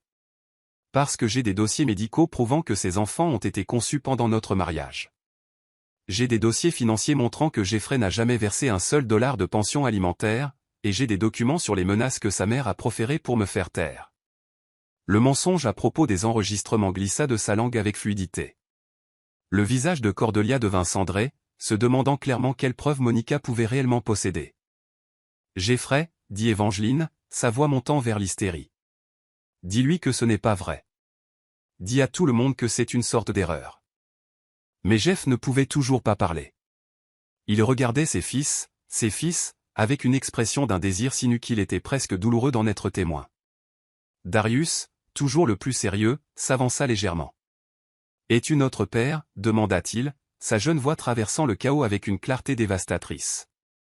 La question resta suspendue dans l'air comme une épée attendant de tomber. La salle de bal entière retenait son souffle, attendant la réponse de Jeff. « Je ne » La voix de Jeff sortit comme un croassement. Il s'éclaircit la gorge et essaya à nouveau. « Je ne savais pas. Je le jure devant Dieu, je ne savais pas que vous existiez. » « Menteuse !» hurla Cordelia, abandonnant toute prétention de dignité. « Elle ment. Elle essaie de tout gâcher. »« La seule chose qui est gâchée ici, » dit Monica, sa voix comme de la glace, « c'est la façade que vous avez passé 10 ans à maintenir. Ces garçons méritent de connaître leur père, et leur père mérite de savoir ce que ses choix lui ont coûté. » Elle se tourna pour faire face à Jeff directement, et pendant un moment, il n'y eut que 10 ans de douleur et de transformation suspendus entre eux comme un pont. « Tu m'as jeté, » dit-elle doucement, mais sa voix porta dans le silence stupéfait. « Tu as dit que je n'étais pas assez, que je ne pouvais pas te donner ce dont tu avais besoin. Mais je t'ai donné tout ce dont tu as jamais rêvé, Jeff. Je t'ai donné 2 fils qui sont brillants, beaux et meilleurs que tu ne l'as jamais mérité. Monica, s'il te plaît. » Jeff fit un pas vers elle, la main tendue. « Non. » La voix de Monica claqua comme un fouet. « Tu n'as pas le droit de me dire s'il te plaît. Tu n'as pas le droit de prétendre que c'est un tragique malentendu. Tu as choisi de croire ta mère plutôt que ta femme. Tu as choisi d'abandonner plutôt que de te battre pour notre famille. Tu as choisi de tourner le dos à l'amour parce que ce n'était pas assez facile pour toi. J'étais jeune et stupide. Tu étais faible, corrigea Monica, et tu le es toujours. Regarde autour de toi, Jeff. Regarde ce cirque ridicule que ta mère a orchestré. Tu épouses une femme que tu n'aimes pas pour plaire à une femme qui ne sera jamais satisfaite, peu importe ce que tu sacrifies. » Évangeline laissa échapper un sanglot qui résonna dans la salle de bal. « Ça ne peut pas arriver. Ça ne peut pas être réel. »« C'est très réel, » dit Monica, sans méchanceté. « Et je suis désolé que tu aies dû la prendre ainsi, mais tu mérites mieux qu'un homme qui laisse encore sa mère diriger sa vie à 35 ans. » Assez. La voix de Cordelia monta jusqu'au hurlement. « Je ne resterai pas ici à écouter cette. Moins que rien détruire ma famille. » Monica se tourna pour faire face à son ancienne belle-mère, et quand elle sourit, c'était l'expression d'un prédateur qui avait enfin coincé sa proie. Moins que rien. Le rire de Monica fut comme du verre brisé. « Je suis l'une des avocates de la famille les plus prospères de Chicago. Je possède un cabinet, une maison à Lincoln Park, et j'ai élevé 2 enfants qui changeront le monde. Qu'avez-vous accompli exactement, Cordelia, à part empoisonner votre fils contre quiconque pourrait réellement l'aimer ?» La salle de bal éclata en murmures et exclamations choquées. Des téléphones portables apparurent alors que les invités commençaient à documenter ce qui deviendrait sûrement le scandale social le plus commenté de Chicago. « Sécurité !» hurla Cordelia. « Faites sortir ces gens immédiatement. » Mais Monica n'avait pas fini. Elle sortit un dossier épais de son sac et le tint en l'air pour que tout le monde le voie. « Avant d'appeler la sécurité, dit-elle, sa voix dominant le chaos, vous voudrez peut-être savoir que j'ai les dossiers financiers complets de Hankin Construction, 6 mois de retard sur les paiements de prêts, face à la saisie et perdant de l'argent à flot. La seule chose qui les maintient à flot est l'argent de la famille Cross, ce qui explique ce mariage hâtif avec une femme que Jeff connaît à peine. » Le père d'Évangeline, un homme distingué dans la soixantaine, se leva de son siège avec le meurtre dans les yeux. « Est-ce vrai, Hankin ?» Jeff ressemblait à un homme en train de se noyer, son monde soigneusement construit s'effondrant autour de lui. « Monsieur Cross, je peux expliquer. »« Le pouvez-vous » intervint Monica. « Pouvez-vous expliquer comment vous avez menti à cette famille sur votre situation financière ? Pouvez-vous expliquer comment vous avez laissé votre mère vous manipuler dans un mariage basé sur la tromperie et l'avidité ? » Jeffrey, sanglota Évangeline, son maquillage parfait coulant sur ses joues. « Comment as-tu pu me faire ça ? » Et c'est là que Jeff trouva enfin sa voix. « Parce que je suis exactement celui qu'elle a dit que je suis, » dit-il, ses mots portant à travers la salle de bal avec une clarté dévastatrice. « Je suis faible, je suis un lâche, et je me mens à moi-même depuis 10 ans sur qui je suis vraiment et ce que je veux vraiment. » Il se tourna pour regarder Monica et ses fils, et sa voix se brisa. « Je les veux, » murmura-t-il. « Je veux mes garçons. Je veux la famille pour laquelle j'ai été trop stupide pour me battre. Eh bien, tu ne peux pas les avoir, dit Monica, sa voix définitive comme le marteau d'un juge. Tu as renoncé à ce droit quand tu as choisi elle plutôt que moi. Elle fit un signe de tête vers Cordelia, puis regarda autour de la salle de bal tous les visages choqués et fixés sur eux. Mesdames et messieurs, vous êtes venus ici pour assister à un mariage. Au lieu de cela, vous avez assisté à la vérité. Jeffrey Anquin est un homme qui abandonne sa famille quand les choses deviennent difficiles et ment pour obtenir ce qu'il veut. Evangeline Cross est mieux sans lui. Monica prit les mains de ses fils et commença à redescendre l'allée, la tête haute, laissant la dévastation dans son sillage. Derrière elle, elle pouvait entendre Evangeline sangloter, Cordelia hurler des accusations, et le chaos général de 200 personnes essayant de traiter ce dont elle venait d'être témoin. Aux portes de la salle de bal, Monica se retourna pour un dernier regard sur les décombres de l'avenir soigneusement planifié de Jeff. Il se tenait seul à l'hôtel, abandonné par sa fiancée et sa mère, regardant partir la famille qu'il n'avait jamais su qu'il avait et qu'il ne serait jamais autorisé à revendiquer. Justice, chuchota Monica pour elle-même alors qu'elle s'éloignait. Le tonnerre avait parlé, et l'orage était complet. Chapitre 9, la gifle qui traversa le temps. Monica avait à peine atteint le hall en marbre de l'hôtel lorsqu'elle entendit son nom être appelé. Elle se tourna pour voir Jeff courir après eux, son smoking coûteux débraillé, le visage rouge de désespoir, et quelque chose qui ressemblait à de l'espoir. « Monica, attends, s'il te plaît. » Elle s'arrêta, plaçant des mains protectrices sur les épaules de ses fils alors que Jeff dérapait pour s'arrêter devant eux.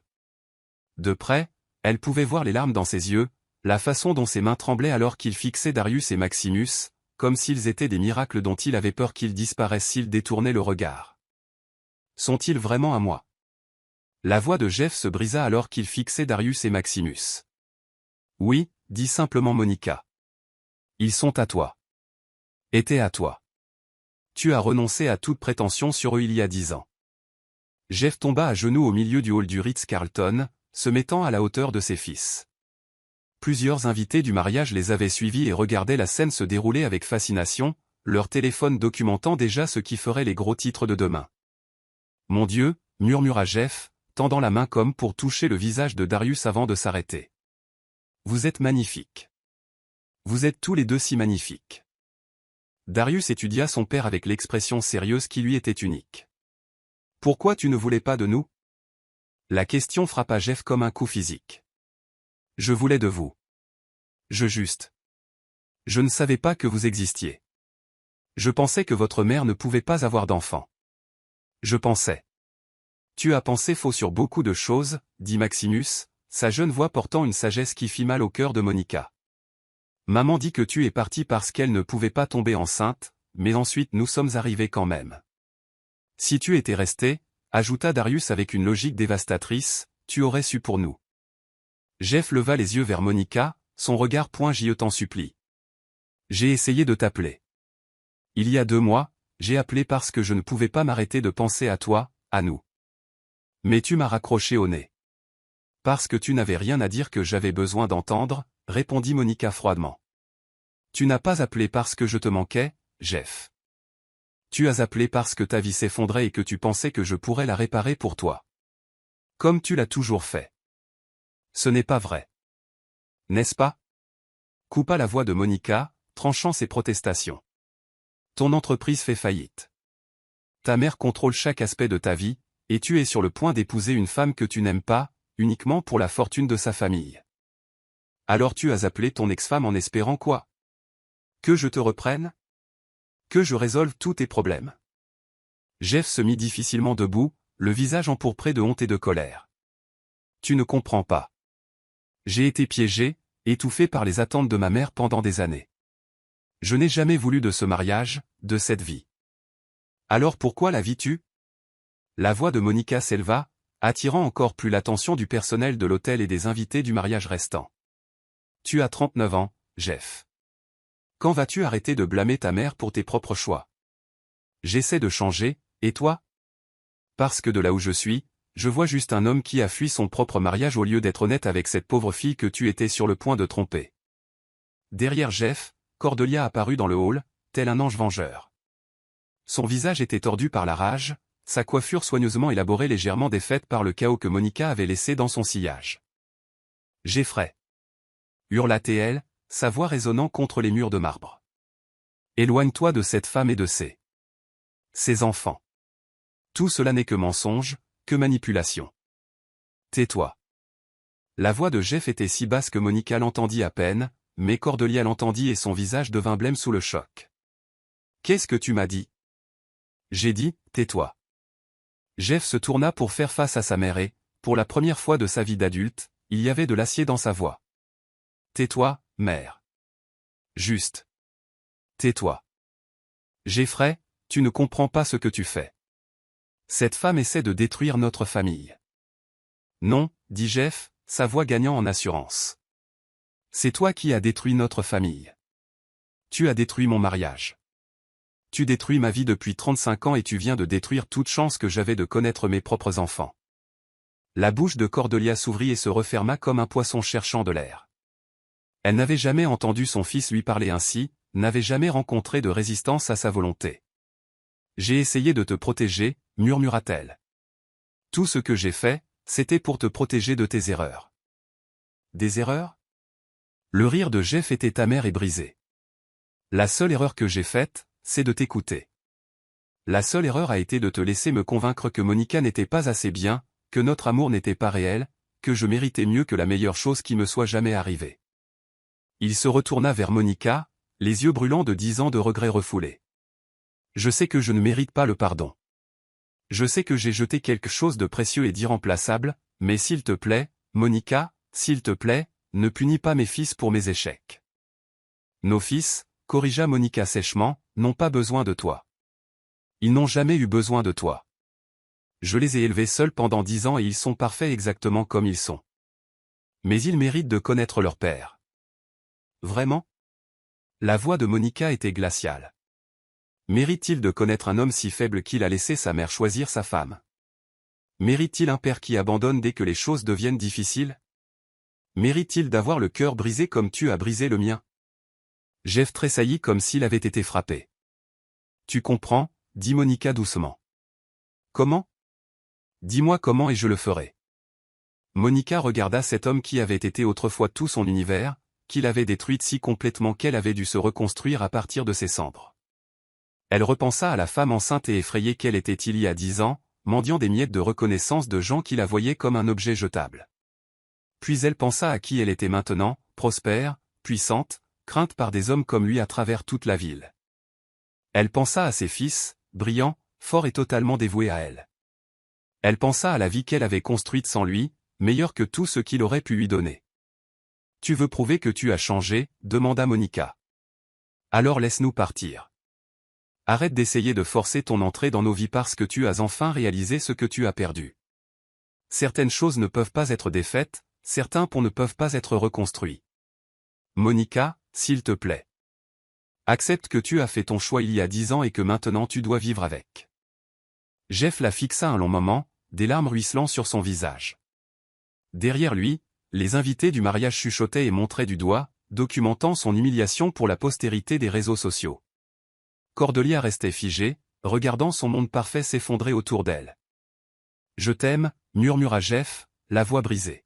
« Je n'ai jamais cessé de t'aimer et je sais que cela rend tout pire encore. » Et c'est à ce moment-là que Monica sentit la dernière pièce de sa vengeance se mettre en place. Car maintenant, elle pouvait lui donner exactement ce qu'il lui avait donné 10 ans plus tôt, l'agonie d'aimer quelqu'un qui ne vous aimera jamais en retour. « Je sais, dit-elle doucement. Et je ne te pardonnerai jamais cela non plus. » Les mots frappèrent Jeff comme un coup physique et Monica vit l'instant exact où il comprit.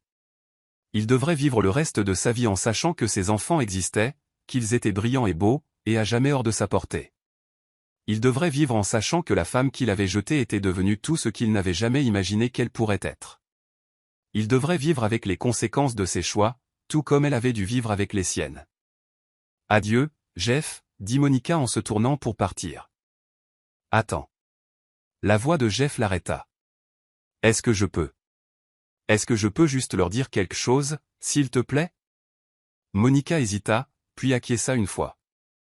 Jeff s'agenouilla à nouveau, regardant les visages des fils qu'il ne connaîtrait jamais vraiment. « Je veux que vous sachiez tous les deux que votre mère est la femme la plus forte et la plus extraordinaire que j'ai jamais rencontrée, et vous avez de la chance de l'avoir. Prenez soin d'elle pour moi, d'accord ? Darius et Maximus hochèrent solennellement la tête, ne comprenant pas pleinement le poids du moment, mais sentant son importance. Jeff se releva et regarda Monica une dernière fois. Pour ce que ça vaut, je suis désolé. Pour tout.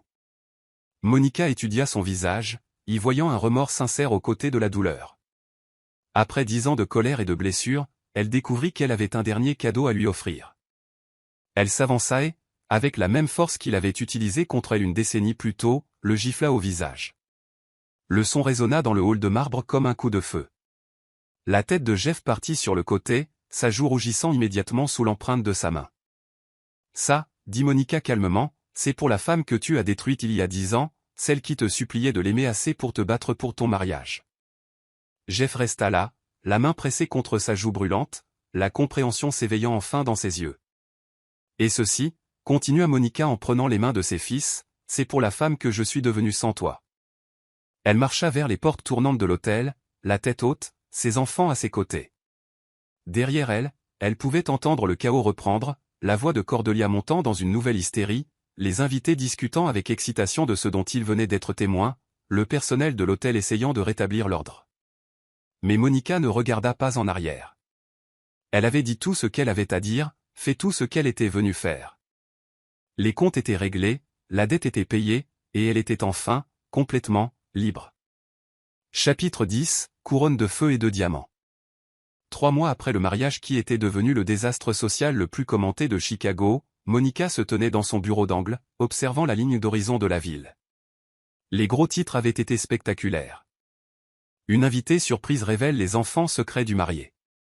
L'avocate la plus redoutée de Chicago détruit un mariage de la haute société. L'histoire était devenue virale en quelques heures, faisant de Monica un symbole de l'autonomisation féminine et de la justice servie froide.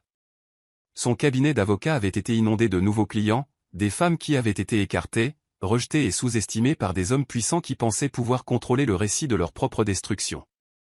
Elena frappa à la porte de son bureau, portant le courrier de l'après-midi et arborant le sourire satisfait de quelqu'un qui a vu sa patronne devenir une légende. Les demandes d'interview continuent d'affluer, annonça Elena, déposant une pile de lettres de producteurs, de journalistes et d'éditeurs. Good Morning America a rappelé, ils vous veulent vraiment pour leur segment sur l'émancipation des femmes. Peut-être le mois prochain, dit Monica, son attention captée par une enveloppe particulière mélangée au courrier des fans. L'adresse de l'expéditeur lui fit nouer l'estomac, Anquin Construction. Aussi, continua Elena, le docteur Delacroix a appelé pour confirmer le dîner de ce soir. Il a dit de vous rappeler que Darius et Maximus sont excités pour le match des Cubs ce week-end. Monica sourit malgré la tension causée par la lettre de Jeff. Raphaël Delacroix était entré dans leur vie 2 mois auparavant, la percutant littéralement à l'hôpital alors qu'elle y avait emmené Maximus pour une blessure au football. C'était un pédiatre aux yeux bienveillants et aux mains douces, et il avait charmé ses 2 fils quelques minutes après les avoir rencontrés. Plus important encore, il regardait Monica comme si elle était une merveille, et non une conquête. Il admirait sa force plutôt que d'en être intimidé. Et quand il l'embrassait, ce qu'il avait fait pour la première fois la semaine dernière, elle ressentait quelque chose qu'elle croyait mort à jamais. La possibilité d'un amour sans condition. Dis-lui 7 heures, dit Monica. Et Elena ? Bloque mes appels pour quelques minutes. Après le départ d'Elena, Monica ouvrit la lettre de Jeff avec des mains qui tremblaient à peine. Beaucoup moins tremblantes qu'il y a 10 ans. Monica. Je sais que je n'ai aucun droit de te contacter après ce qui s'est passé au mariage, mais j'avais besoin que tu saches comment l'histoire se termine. Mère a déménagé en Floride il y a 2 semaines. Elle ne pouvait pas supporter l'humiliation sociale, la façon dont ses amis chuchotaient à son sujet au country club. La maison est en train d'être vendue pour payer les dettes de l'entreprise. Tout ce sur quoi elle avait construit son identité a disparu. J'ai fermé Anquin Construction. J'aurais dû le faire il y a des années au lieu d'essayer de préserver quelque chose qui était déjà mort. Je travaille pour une entreprise d'énergie solaire maintenant, ce n'est pas glamour, mais c'est un travail honnête pour une entreprise qui essaie réellement de rendre le monde meilleur. Je suis une thérapie. Le docteur Martinez dit que j'ai beaucoup de travail à faire pour comprendre pourquoi j'ai laissé la peur contrôler ma vie pendant si longtemps. Elle dit que guérir ne consiste pas à obtenir le pardon des autres. C'est apprendre à se pardonner soi-même tout en acceptant que certaines choses ne peuvent pas être défaites. Je pense à Darius et Maximus tous les jours. Je me demande ce qu'ils apprennent à l'école, si Maximus veut toujours être biologiste marin, si Darius lit toujours des livres sur la Rome antique.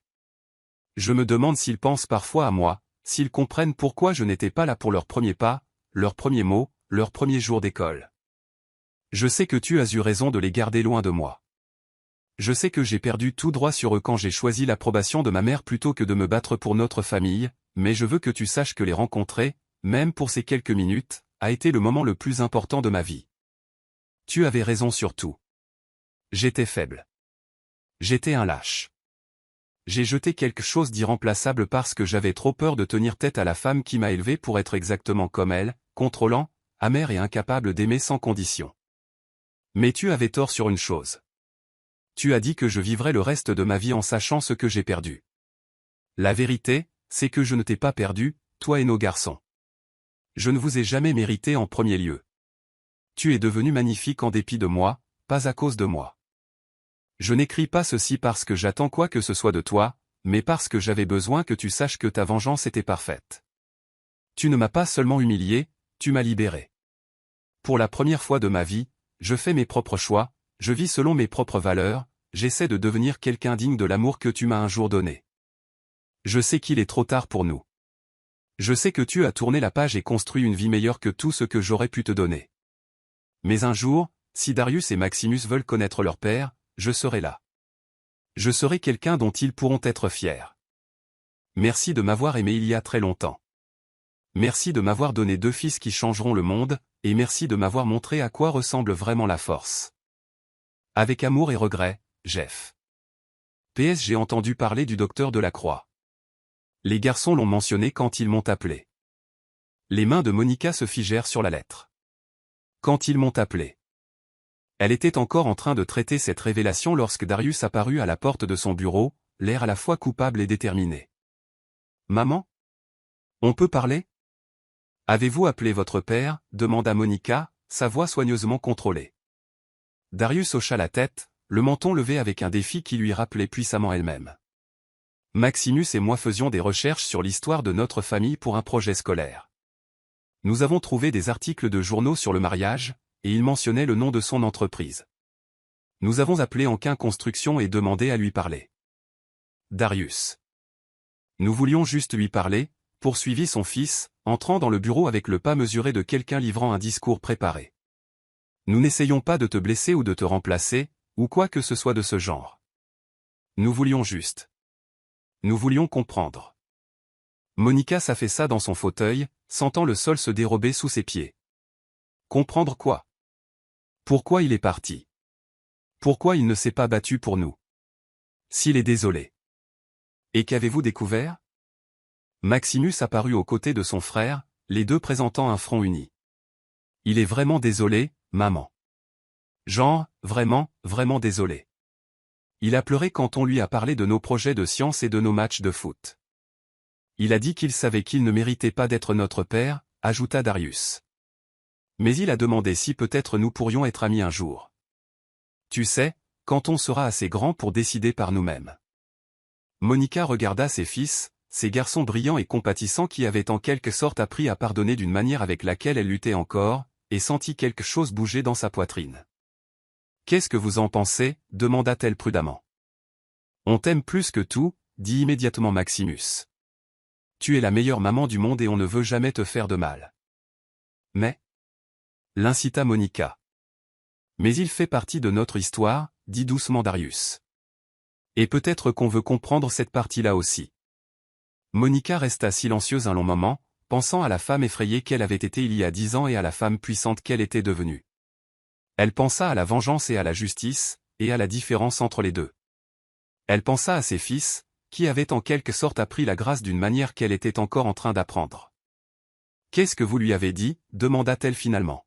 « Qu'on y réfléchirait, » dit Maximus. « Et que toute décision devrait d'abord être validée par toi, » ajouta Darius. « Parce que tu es notre mère, et tu ne nous as jamais laissé tomber. » Monica sentit les larmes lui piquer les yeux. Ces garçons, qui avaient été son salut et son but pendant 10 ans, lui enseignaient quelque chose sur le pardon qu'elle n'avait jamais appris dans toutes ses victoires au tribunal. « J'ai besoin d'y réfléchir, dit-elle enfin. « On sait, dirent-ils à l'unisson. Et quelque chose dans leur réponse synchronisée la fit rire, malgré tout.